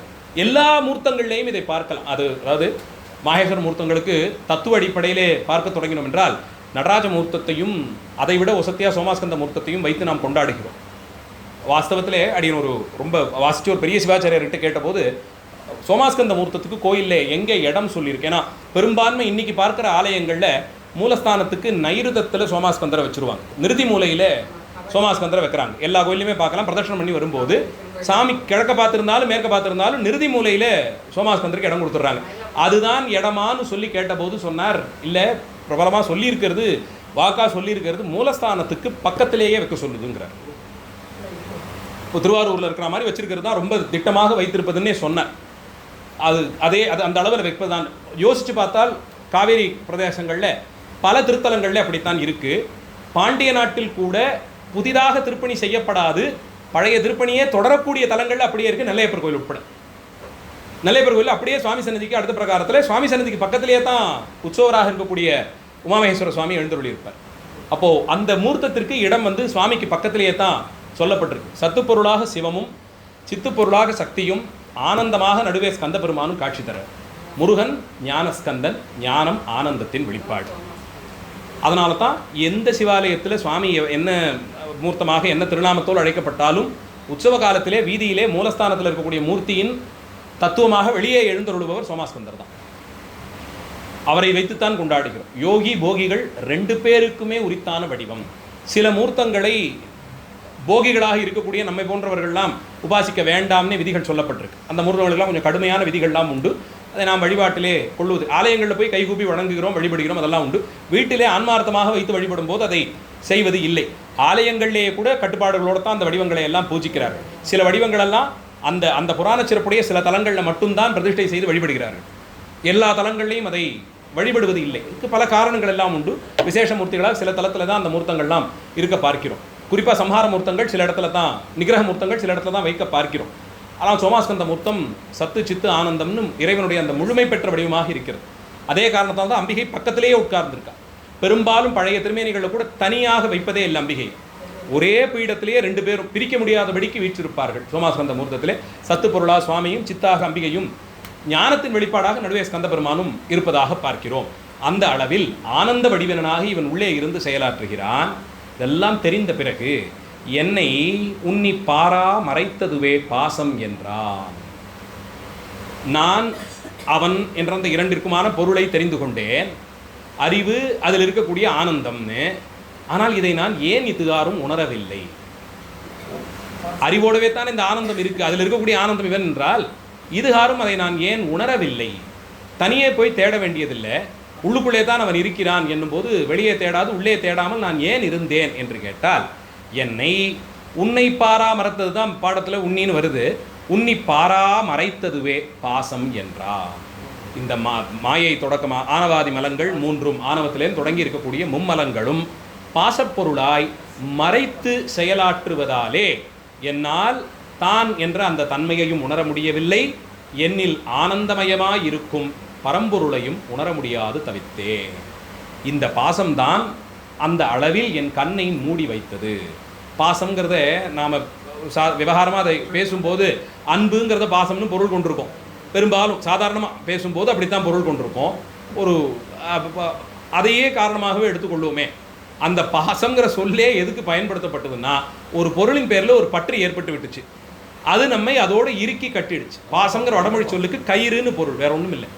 பாசம்னா கயிறு, பாசக்கயிறுன்னு எவன் கொண்டு வரது அதுதான் பாசம்ங்கிறது. அந்த கயிறு ஒரு பொருளை நாம் இறுக பற்றி கொண்டோம்னா நம்மை அதோடு சேர்த்து ஒரு கயிறு கட்டிடுது இல்லை, அதுக்கு தான் பாசம்னு பொருள். நாம் அதனால தான் அந்த அன்புங்கிற பதத்தை பெரும்பாலும் பாசம்னு சொல்லி பயன்படுத்திக்கிட்டு இருக்கோம். பாசம் வச்சுட்டேன், பந்த பாசம் தான், பந்தம் பாசம் தான். பந்தம்னாலும் அந்த பந்தம் தான் இறுக்கி கட்டுது இல்லையா, அதுதான் அந்த பந்தம் தான். அப்போது அதன் பேரிலே அதிலிருந்து பிரிய முடியாத அளவுக்கு, ஆனால் ஒரு நிலையில் அது நம்மோடு சேர மாட்டேன்னு ஏதோ காரணத்தால் விலகி போகுதுன்னு வைப்போமே. அது அது மனிதர், அது இன்னொரு உயிராகட்டும், இல்லை ஒரு அச்சித்து பொருளாகட்டும், ஏதோ ஒன்று போகும்போது அடி நமக்கு தான் பலமாகப்படுது. அப்போ அந்த பாசம் அறுபட்டு போகும். வாஸ்தவத்தில் அந்த அந்த ஒரு பாடத்தை நமக்கு கற்பித்தான் பெருமான்னு அவனை வணங்கி வழிபட்டு இனி பாசத்தில் சிக்குணாது இருப்பேன்னு நினைக்காமல் அந்த பாசக்கயிறை கையில் வச்சுக்கிட்டு அடுத்து யாரை போய் பிணைந்து கொள்ளலாம்னு தேடிக்கொண்டிருப்பது நமக்கு இயல்பாகிறது. தேடிக்கொண்டு போனது நமக்கு இயல்பாகிறது. அதுக்காக எல்லாரையும் அறுத்துட்டு நமக்கு இதுமேல் எதுவும் சம்பந்தம் இல்லை, எல்லாரும் வெளியே போங்கன்னு சொல்லிட்டு தனியாக இருக்கிறத பற்றி இங்கே யாருமே பேசலை. அதுக்கு நமக்கு வாய்ப்பும் இல்லை. அப்படித்தான் ஒரு பிறவியை கொடுத்துருக்கிறார், இதோடு சேர்ந்து தான் இருக்கும்படியாக செஞ்சுட்டார். இப்போ இவன் சொல்லிட்டானே அப்படின்னா இவனுக்கு வீடு இல்லையா, வீட்டில் மனைவி இல்லையா, பிள்ளை இல்லையானா எல்லாரும் இருக்காங்க, எல்லாரையும் பார்த்துக்க வேண்டிய கடமை எனக்கு இருக்குது, அது எல்லாத்தையும் இல்லைன்னு தட்டவே இல்லை. ஆனால் அதிலே ஒட்டியும் ஒட்டாமலும் இருக்கக்கூடிய அந்த தன்மை இருக்கே. என்றோ ஒரு நாள் இது அனித்தியம்தான், இது என்றாவது ஒரு நாள் போகும்னு இந்த தாமரை இலை தண்ணீர் போல இருக்க பழகுவதை சிவபக்தி ஏற்படுத்தி கொடுக்கும். ஆனால் எழுதி வைத்துக் கொள்ளுங்கள், அதனாலே நீங்கள் ஆற்ற வேண்டிய கடமையிலிருந்து தவறி விடுவோமா? நான் தீட்சைன்னு பேர் எடுத்தாலே ரொம்ப பேர் என்ன நினச்சிக்கிறாங்க, போனால் மடத்தில் உட்காந்து வச்சு மொட்டை அடித்து எல்லாருக்கும் காவியை கொடுத்து அங்கேயே நிப்பாட்டிடுவாங்கன்னு நினச்சிக்கிறாங்க. உண்மையில் அதை வழங்குவதால் அவர்களுக்கு நன்மையோ இல்லையோ அது எனக்கு தெரியாது, பெற்றுக்கொள்வதால் நமக்கு நிறைய நன்மை உண்டு. இந்த உலகத்தில் வாழும் காலத்திலேயே இங்கே வாய்க்கக்கூடிய கேள்விகளையே இங்கே எழக்கூடிய குறைகளை சமாளிப்பதற்கே பஞ்சாட்சர உபதேசம் பெருமளவில் நமக்கு உதவி செய்கிறது, உயர்ந்த நிலைகளுக்கு நம்மை கொண்டு செல்கிறது. இது குறைந்தபட்ச அனுபவத்தினாலே சொல்லலாம்ங்கிற தைரியத்தில் இதை சொல்லிகிட்டு இருக்கேன். வாய்த்த அனுபவத்தின் மூலமாகவே இதை சொல்லுவேன். வாசிச்சுட்டு புத்தகத்தை அப்படி சொல்லியிருக்குங்கிறதுனால சொல்கிறேன்ட்டு இல்லை, இதுவும் சிவபூஜையும் அந்த அந்த அதையே பெற்று தந்திருக்கிறது. பல விஷயங்களை பார்க்கும் பார்வை முழுவதுமாக மாறிப்போகக்கூடிய ஒரு தன்மை பஞ்சாட்சர உபதேசத்திற்கும் சிவபூஜை செய்வதற்கும் உண்டு. அதை ஏற்படாமல் தடுப்பது தான் இந்த மும்மலங்கள் ஆனபடியால் என்னை உன்னை பாரா மறைத்ததுவே பாசம் என்றான். தில்லையிலே ரகசியம் ரகசியம்னு போய் நிற்கிறோம் இல்லையா, அந்த திரை பாசத்தின் வெளிப்பாடு. திரை பாசத்தின் வெளிப்பாடு. அருவுருவ திருமேனியாக புலப்படாது தெரியும் திருமேனியாய் அங்கே உள்ளே சிவலிங்கமாக ஒரு பெருமான் இருக்கார், சந்திரமௌலீஸ்வரராக இருக்கார், உருவ திருமேனியாக நடராஜர் இருக்கார், முழுக்க அவரையே பார்க்கிறோம். இது கடந்த நிலையிலே திரைக்கு பின்னால் சாளரத்துக்கு பின்னால் ரகசியம் என்று அருவ திருமேனி ஒன்று வைத்திருக்கிறார்கள். அது என்னவாக இருக்கும் எப்படி இருக்கும்னு பார்த்ததில்லை. ஆனால் திரை வேற போட்டதில் மூடி இருக்கு. குறைந்தபட்சம் அது என்னன்னு தெரிஞ்சுக்கணும்னா திரையாவது விலகணும். அந்த திரையாக அங்கே இருப்பது ஆனவாதி மலங்கள். அந்த மும்மல திரை விலக்கப்படும் போது அதுவரையில் உள்ளே கண்ணுக்கு எதிரே தான் இருந்தது, ஆனால் கண்ணுக்கு தெரியலேங்கிற அளவில் இருந்த அந்த உறுதிப்பொருள் தெரிய தொடங்கும். தான் அதை மறைத்து வைத்திருந்து தன்னையே தான் ஒரு நாள் காட்டித் தரும். அது வாஸ்தவத்தில் அங்கே போய் தீட்சிதர்கிட்ட தட்சிணை கொடுத்துட்டோம்னா அவர் திறந்து விலையை காமிக்கிறார், நான் பார்த்துட்டேன், நீங்கள் தட்சிணையும் கொடுக்கலாம், வேறு வழி இல்லாமல் அதுக்கு கட்டுப்பட்டு அவங்க அதை தரிசனமும் பண்ணி வைக்கலாம். அது நல்ல இப்போ நிறுத்திட்டாங்க, அந்த பழக்கம் இப்போ இல்லை. நல்ல வேளையா சாயரட்சையில் ஒரு காலத்தில் பூஜை நடக்கும்போது பொதுவாக அதை திறந்து மூடுவது. அப்போ நமக்கு எப்படி இருக்கோ அந்த விதிக்கு அதை. ஆனால் உண்மையாக சொல்லிடுறேன், பார்த்ததுனாலலாம் ஒரு மாற்றம் வந்துடும். அந்த இடத்துல நின்றுக்கிட்டு நானும் அடித்து பிடிச்சி பார்த்துட்டேங்கிறதுனாலாம் என்ன நமக்கு சிரமம்னா, அங்கே போய் நின்றுக்கிட்டு வேண்டிய அற்ப விஷயங்களெல்லாம் அங்கே அந்த நொடியில் கேட்பாங்க. அவ்வளோ பெரிய ஒரு விஷயம் நம்ம கண்ணுக்கு முன்னாடி இப்போ புலப்பட போகுதுங்கிற எண்ணம் இல்லாமல் வாஸ்தவத்தில் அதை கண்டடைந்தவர்களுக்கு எந்த ஊரில் இருந்து கொண்டு இருந்தாலும் உள்ளுக்குள்ளே அந்த ரகசியம் புலப்பட்டு விடும். அங்கே தான் போய் தான் அதை பார்க்கணும்னு இல்லை. திருவாவடுதுறைக்கு பக்கத்தில் ஒரு கிராமத்தில் உட்கார்ந்துக்கிட்டு திருமூலத்தேவ நாயனார் சிதம்பர ரகசியத்தை பற்றி பாட்டு பாடிட்டார். அதனால் அவர் தில்லைக்கு போய் அங்கே தரிசனம் பண்ணும்போது தான் பாடினேங்கிறதெல்லாம் இல்லை, அங்கே பார்த்ததை இங்கே உட்காந்துட்டு அவர் அந்த அனுபவத்தை பாடம் பண்ணி முடிச்சிடுறார். அந்த அளவில் இந்த மலங்கள் ஆனவாதி மலங்கள் நீங்கப்பட்டால் அன்றி நான் அறிவென்றும் அதில் இருக்கும் ஆனந்தந்தான் சிவம் என்றும் அறிந்து கொள்ள முடியாது. என்னை அறிவென்றான், என் அறிவில் ஆனந்த தன்னை சிவம் என்றான். இது எப்போது தெரியும் என்றால் மறைத்த அந்த பாசமானது நீங்காமல். அதுவும் சொல்றார், சந்ததமும் என்னை உன்னை பாராமறைத்ததுவே. இன்னைக்கு நேற்று இல்லை, எப்போதும் அப்படியே. எப்போ சந்ததம் பந்த தொடராலேயும் பார் அருணகிரி பெருமான். அந்த பந்தம் இருக்கே, அது காலந்தோறும் இருந்து வந்தது, கேவல நிலையிலேருந்து இருந்தது. அது ஏதோ தாய் வயிற்றிலிருந்து பிறந்ததுக்கு அப்புறம் வந்ததா? கேவல நிலையிலே எப்போது இந்த உயிர் இருந்ததோ அப்போதே ஆணவ மலம் செம்பினுள் களிம்பு போலே அங்கேயே தங்கி இருந்தது. அதில் மாற்று கருத்து இல்லை, அப்போலேருந்து இருந்தது. அதனால தான் சந்ததம் பந்த தொடராலே சஞ்சலம் துஞ்சி தெரியாதேன்னு. அதனால் வாய்க்கக்கூடியது சஞ்சலம் தான். சாமிகளை மாதிரி அப்பா ஞானசம்பந்த பெருமான் ஒரு அளவு, சேக்கிழார் பெருமான் ஒரு அளவுன்னா, அருணகிரி பெருமான் அடுத்த ஒரு மைல்கல். மொத்த தமிழ் உலகத்திலேயே ஒரு தனி ஒரு மைல்கல் தான். இவ்வளவு நறுக்கு தெரிச்சார் போலே வார்த்தைகள். அதுவும் மறுபடியும் சொல்கிறேன், ஞானபானகம் பண்ணி ஞானபோனகர் இவர்னா, இவருக்கும் முருகப்பெருமானே காட்சி தந்து ஷடாட்சர மந்திரத்தை பொறித்து கொடுத்தாரோ அந்த நாவிலே இப்படி தமிழ் நின்றது. இல்லைன்னா ஒரு ஒரு மொழி நிபுணத்துவத்தாலே ஒருத்தர் திருப்புகழ் பாட முடியுமான்னா நிச்சயமாக முடியாது, சர்வ நிச்சயமாக முடியாது. அதையும் சத்தியம் சத்தியம் புனசத்தியம் சொல்லும். திருப்புகழை மாதிரி ஒருத்தர் ஒரு மனித பிரயத்தனத்தினாலே ஒரு நூல் எழ முடியுமான்னா நிச்சயமாக முடியாது, நிச்சயமாக முடியாது. சர்வ நிச்சயமாக முருகப்பெருமான் அவர் காட்சி கொடுத்திருக்கார். அவர் தான் வார்த்தை எடுத்து கொடுத்திருக்கார். அவரே இவர் நாவிலே ஷடாட்சரத்தை பொறித்திருக்கார். இல்லாது போனால் மனித முயற்சியால் செய்யக்கூடியதே கிடையாது. இவ்வளோ விஷயத்துக்கு நாம் சொன்னதை சந்ததம் பந்த தொடராலே சஞ்சலம் தான் வருங்கிறத மூணு சீர், ஒரு 6 சீர் ஒரு வரி அதில் சொல்லி முடிச்சு, அதில் 4 சீரில் முடிச்சிடுறார். சந்ததம் பந்த தொடராலே சஞ்சலம் துஞ்சி தெரியாதேன்னுட்ட. இது எப்போதும் இருந்து கொண்டே இருப்பது, இதிலிருந்து விடுபடவே முடியாது. சந்ததமும் என்னை உன்னை பாராமறைத்ததுவே பாசம் என்றான். அழுத்தி சொல்றார். கேவல நிலையில் இருந்த காலத்திலிருந்து இது இருந்துட்டு வந்திருக்கு அப்படின்னா அந்த நிலையிலேயே இருந்தது. இப்போ கரணங்கள்லாம் வேற இருக்கு, இப்போ செயலாற்ற வேற முடியும். அப்போ அந்த ஆணவத்தை வெளிப்படுத்துவதற்கு என்னவெல்லாம் வாய்ப்பு இருக்கோ அப்பெல்லாம் எப்படி எப்படி அது வெளிப்படும், என்னென்ன நிலையில் அது வெளிப்பட முடியுமோ அது வெளிப்படும். அதனால தான் அதை ஐயோ இதுவான்னு பயந்தார்கள் ஆச்சாரியர். இதன் முன்பாக நம்மால் நிற்க முடியாதேன்னு அவங்க நம்மை வழிபடுத்துறது, நம்மை வழிநடத்துறதுக்காக அவ்வளவு தூரம் அதை பற்றி சொல்லி அதை கண்டித்து இருக்கும்படியாக, அதிலிருந்து ஜாக்கிரதையாக இருக்கும்படியாக செய்கிறாங்க. அதன் மொத்த வடிவமாகவே சில மதஸ்தர்கள் இருப்பதால் தான் அந்த மதஸ்தர்களையும் அந்த மதத்து கொள்கைகளையும் சேர்த்து கண்டிக்கிறார்கள் ஆச்சாரியர். நான் என்னை மட்டுமே முன்னிறுத்தக்கூடியதையே தத்துவமாக மத கொள்கையாக கொண்டு பரப்பிய சில மதங்களைத்தான் பதிகந்தோறும் வைத்து கண்டித்தார்கள் நம் ஆச்சாரியர்கள். நீதான் உண்மை, உன்னையே நீ வழிபடு, உன்னையே நீ எல்லாமாக பார்னு எந்த மதம் சொல்லியதோ அதனால்தான் அத்தனை அசுரர்களையும் நாம் அந்த நிலையில் தான் வைத்து பார்க்கிறோம். கந்தபுராணத்தை முழுக்க முழுக்க சைவ சித்தாந்த அடிப்படையில் தான் பார்க்கிறோம். முருகப்பெருமான் ஞானமே வடிவாக இருக்கிறார், அருளே வடிவாக இருக்கிறார். அதனால தான் சிவபெருமானிடத்திலிருந்து தோன்றினார், அம்பிகையாலே சக்தி ஆயுதம் பெறப்பட்டார். சத்து சித்து ரெண்டும் கலந்து தான் முருகப்பெருமான் எழுந்தருளுகிறார். அவர் எதிர்த்தவர்கள் யாருன்னு பார்த்தா 3 பேர், உடன் பிறந்தவர்கள் 3 பேர். அந்த 3 பேருக்கு ஆதி யாருன்னா மாயை. வாஸ்தவத்தில் அவருடைய தந்தையார் காசியப்பர் ரொம்ப நல்லவர், சூரியனுக்கும் அவர் தான் தந்தையார், காசியப்பர் தான் தந்தையார். அதனாலே அங்கே ஒன்றும் குறைவில்லை. அவர் என்னமோ உபதேசங்களை நல்ல விதமாக வேற செஞ்சு வைக்கிறார்.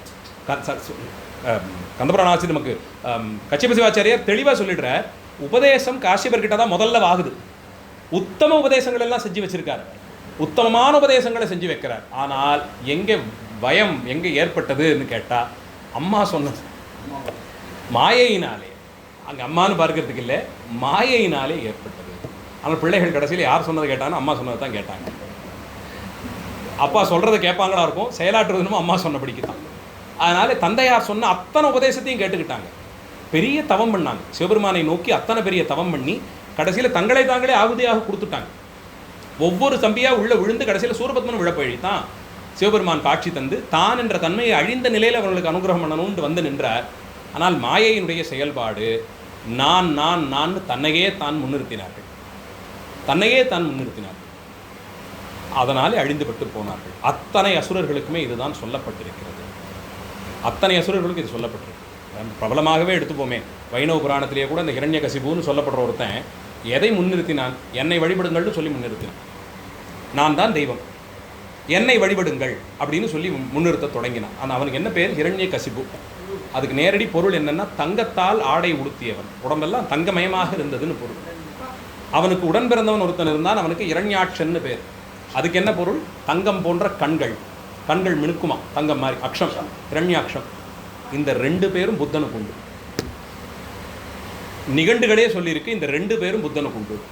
புத்தன் என்ன வாதம் பண்ணினா? என்னை வணங்குங்கள், என்னை வணங்குங்கள். அதாவது நமக்கே சொல்லிக்கிறான், உங்களை நீங்களே வணங்கிக் கொள்ளுங்கள், நீங்கள் தான் தெய்வம், உங்களையே நீங்கள் வணங்கிக் கொள்ளுங்கள், உங்களையே நீங்கள் வணங்கிக் கொள்ளுங்கள். இதை செய்தால் நீங்கள்லாம் உத்தமர்களாயிடலாம் உபதேசம் பண்ண ஆரம்பித்து அது முழுக்க முழுக்க ஆணவ மலத்திலே போய் நிற்க. ஆனால் தான் தோன்றிய அந்த மதம் சென்ற இடமெல்லாம் அழிவு செய்து வருவதை பார்க்கிறோம். அது எங்கெல்லாம் சென்றதோ அங்கெல்லாம் அழிவு. அப்படி தான் இருக்குது கதி. இதை தான் சம்பந்த பெருமான் திரும்ப திரும்ப கண்டித்தார். காரணம் இல்லாமல் அந்த ஒரு மதத்தை பதிகந்தோறும் வைத்து அவர் கண்டனம் செய்கிறார். பெரிய காரணம் இருந்தது. வாஸ்தவத்திலே இதை போய் அற்பர்கள் சிலர் காழ்ப்புன்லாம் பேசினாங்கன்னா அவர்கள் அளவில் அது அவ்வளவுதான், இழப்பு அவர்களுக்கு தான். அதிலே போய் சிக்கினால் மயக்குண்டால் நாம் அடையக்கூடிய அவலநிலையை பார்த்து நமக்கு உபதேசம் செய்யும் பொருட்டு பெரிய கருணையினாலே இதை செய்திருக்கார். இல்லைன்னா பெருமானையும் அவன் அடியார்களையும் பாடிய வாயால் அமன் சமணர்களையும் இந்த குண்டர்களையும் ஏன் பாடணும்? அவர் நாக்கில் இடம்பெறதுக்கு அவங்க பல கோடி யுகங்கள் தவம் பண்ணியிருக்கணும். வெசவாக இருந்தாலும் அவர் வெசிச்சாலும் கூட அதை பெறுவதற்கே அவங்க தவம் பண்ணியிருக்கணும். ஆனாலும் அதை அவ்வளவு தூரத்திற்கு ஞானபோனகம் பண்ணின ஒருத்தர் இதை சொல்லி சொல்லி திட்டுறாருன்னா நம்மை நல்வழிப்படுத்துவதற்காகவே அன்றி மற்ற காரணம் இல்லை. அந்த தெளிவு இல்லாமல் போய்விட்டால் அதிலே மயக்குறுவது ரொம்ப எளிது. அதை வாசித்து மேலோட்டமாக பார்த்தா இது சரியாத்தானே இருக்குன்னு தோன்றும்படியாய் செய்துவிடும். அதுதான் அதனுடைய பெரிய தன்மையே. அது நெறியை கொடுத்து நிறுத்தினியே என்பார் சொக்கநாத கலிவன்பாவிலே குருஞான சம்பந்தரே சொல்லுவார், நெறியை கொடுத்து நிறுத்தினியே என்பார்.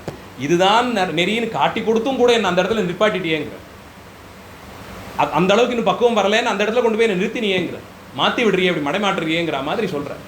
அதை இதுதான் அதற்கெல்லாம் கருவியாக இருந்து செய்யும். அதனால் அவர்களிடத்தே ரொம்ப ஜாக்கிரதையாக இருக்கணும்னு உபதேசம் பண்ணுறார். அந்த பாசங்களை எல்லாம் ஆனவாதி மலங்களை எல்லாம் காரணமாக காண்பித்து அதுதான் சந்ததமும் என்னை உன்னை பாராமறைத்தது. எதிரேயே இருந்தாலும் உடனேயே இருந்தாலும் என்னை உன்னை பாராமறைத்ததுவே பாசம் என்றான்.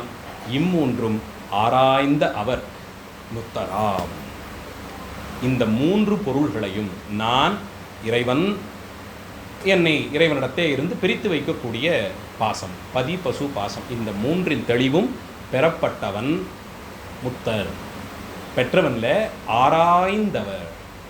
உபதேசமாக இதை சொன்னால் எல்லாத்தையும் கேட்டுட்டு அப்படியே போயிடலாம். ஆனால் வாஸ்தவத்திலே பெறப்பட்ட ஞானத்திற்கு இலக்கணம் அது செயலாற்றும் போது. நானாக முனைந்து செயலாற்ற மாட்டேன், இயல்பாகவே என்னுடைய எண்ண ஓட்டம் இதற்கு தகுதியாய் மாறும். இந்த பார்வையிலே உலகை பார்க்க தொடங்குவேன்.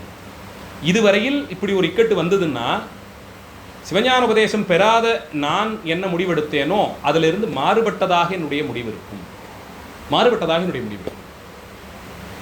அதுதான் பதிபசுபாச ஞானத்தை ஆராய தொடங்குதல். அதிலிருந்து நான் ரொம்ப விலகி இருப்பேன். மற்றவர்கள் போல இல்லாது நானே இதுகாரம் இருந்ததை விடவும் மாறுபட்டு செயல்படுவேன். அதனால்தான் சைவ சித்தாந்தத்தை வாழ்க்கை போக்கிற்கே ஆன ஒரு சமயமாக சொல்லுகிறோம். இதே காரணத்தால் தான் எளிய மக்கள் அத்தனை பேர்கிட்டையும் தெரிந்தும் தெரியாமலும் போய் சேர்ந்தது சைவ சமயம். சாதாரணமாக இருக்கிற ஒருத்தர் வீட்டில் கூட அவங்களுக்கு சிவமோ இதுவோ இன்னொரு தெய்வமோ இந்த பேதம் எல்லாம் கூட இல்லாமல் இருக்கும். வீட்டில் வச்சிருக்கிறது என்னன்னு பார்த்தா திருநீர் பெட்டி தான் வச்சுருப்பாங்க. ரொம்ப சாமானியமான நிலையில் இருப்பவர்கள் கூட, சாமானியம் நான் சொல்கிறது சமய தெளிவிலே ரொம்ப சாதாரணமாக இருக்கிறவங்க கூட திருநீர் தான் இயல்பாகவே வைத்திருப்பார்கள். இதை பெருஞ்சமயம் என்றும் ராஜாங்க சமயம் என்றெல்லாம் சொல்லி கொண்டாடுவதற்கு காரணம் இன்னார் இணையார் என்று இல்லாமல் எல்லா தரப்பு மக்களையும் போய் சேர்ந்தது. காரணம் எல்லா தரப்பு மக்களாலேயும் இதை கொள்ள முடிந்ததாக இது இருந்தது. அப்படி இல்லாத ஒன்று எல்லார்ட்டையும் எப்படி போய் சேரும்? எல்லாருக்கும் ஆனது இது இல்லை என்று சொல்பவர்கள் உண்டு. மற்ற சமயங்கள் எல்லாமே அதை தெளிவாக சொல்லுது. அது சொல்லிட்டு போட்டோம், அதை பற்றி இல்லை. ஆனால் யாருமே இதில் கலக்க முடியும், அதாவது இந்த நிலைக்கு உயர முடியும், இந்த நிலைக்குள்ளே வர முடியும் என்று கைகளை விரித்தழைத்த சிறப்பு சைவ சமயத்திற்கு. அதே நேரத்தில் அப்படி சொல்லிட்டதுனால என்னமும் பண்ணலான்னு அர்த்தம் இல்லை. உள்ளே வர்றதுக்கு அத்தனை பேருக்கும் அனுமதி உண்டு. அந்த அனுமதியே பல இடத்துல இல்லை. இங்கே சைவ சமயம் நம்மை பக்குவப்படுத்தி உயர்த்துவதற்கு எந்த பேதமும் இல்லாமல் எல்லாரையும் அழைக்கிறது. வந்த பிறகு விதிகள் உண்டு. அந்த விதிகளுக்கு உட்பட்டு நடந்தால்தான் சமயம் நமக்கு பயன்படும். அதனாலே எல்லாருக்கும் உண்டுங்கிறதுனால என்னவாகவும் இருந்துக்கலாங்கிற பொருளில் கிடையாது. வந்துட்டோம், அத்தனை பேரும் வருவதற்கு வாய்ப்பு உண்டு. வந்த பிறகு இங்கே என்னங்கிறதுல அந்த தெளிவையும் சைவ சமயம் கொடுத்துருக்கு. அதை சரியாக கொண்டு பயன்படுத்தும் போது தான் இது காய் கனிந்து நமக்கு சாறு பிழிந்தெடுத்தார் போல பயன் தரும். இதை ஆராய்ந்தவர், இம்மூன்றும் ஆராய்ந்தவர், அதையும் தெளிவுபடுத்துகிறார். பதி தத்துவத்தை மட்டும் அறிந்து கொண்டேன், பாச தத்துவத்தை மட்டும் அறிந்து கொண்டேன், பசு தத்துவத்தை மட்டும், மூன்றுமே பத்தாது. மூன்றை பற்றிய தெளிவும் பெறப்பட்டவர்கள்தான் முத்தி நிலையை அடைஞ்சிட்டாங்கன்னு. இந்த மூன்றை குறித்தும் தெளிவு ஒருத்தருக்கு பிறந்து விட்டால் அவர்களுடைய பார்வை, உலகம் சார்ந்த பார்வை முழுக்க மாறுபட்டு போகும். அவர்கள் முத்தி நிலையை அடைந்தவர்கள். பதி பசு பாசம் ஆகிற இந்த மூன்றை பற்றிய தெளிவும் அடைந்தவர்கள். அதிலே பசு என்பது அறிவு என்றும், பதி என்பது அந்த அறிவிலே ஒளிரும் ஆனந்தம் என்றும், இது இரண்டையும் தெளிவுபடுத்த முடியாமல் தடுத்து நிறுத்தியது எதுவோ அதுதான் பாசம் என்றும், இந்த மூன்றின் நிலையையும் அவ்வளவிலே அறிந்து கொண்டவர்கள் முத்தராகும்படியாய் அவர்கள்தான் முத்தர்கள் என்று சொல்லி 26வது பாடலை தலை கட்டுகிறார். எங்கும் இருக்கும் அறிவு நீ, ஏகமாய் அங்கங்கு உணர்த்தும் அறிவு நாம், பொங்கு மல மறைத்தல் மாயை, மயக்கல் விகார பலமனைத்தும் கண்மமலம் பார். மேலே இம்மூன்றும்னு சொன்னார் இல்லையா, சந்ததமும் என்னை உன்னை பாராமறைத்ததுவேன்னு மூணு சொன்னார் இல்லையா, அதை விவரித்து சொல்ல போறார். அதிலே மாயை கண்மமலம் இரண்டையும் அடுத்த பாடலில் சொல்லி தொடங்குகிறார். அது குறித்து அடுத்த வகுப்பு வெள்ளிக்கிழமை அன்று மாலை 7 மணி அளவிலே இருக்கும். வாய்ப்பிருக்கும் அன்பர்கள் கலந்து கொண்டு சிறப்பிக்கும்படியாய் கூறிக்கொண்டு நிறைவு செய்கிறேன். மூர்த்தி எல்லாம் வாழி, எங்கள் மோனகுரு வாழி, அருள் வார்த்தை என்றும் வாழி, அன்பர் வாழி பராபரமே. எல்லாம் ஸ்ரீ தியாகராஜ கிருபை. ஸ்ரீ தியாகராஜ மகாராஜோ விஜயதே. ஆரூரா தியாகேசா. நன்றி, வணக்கம்.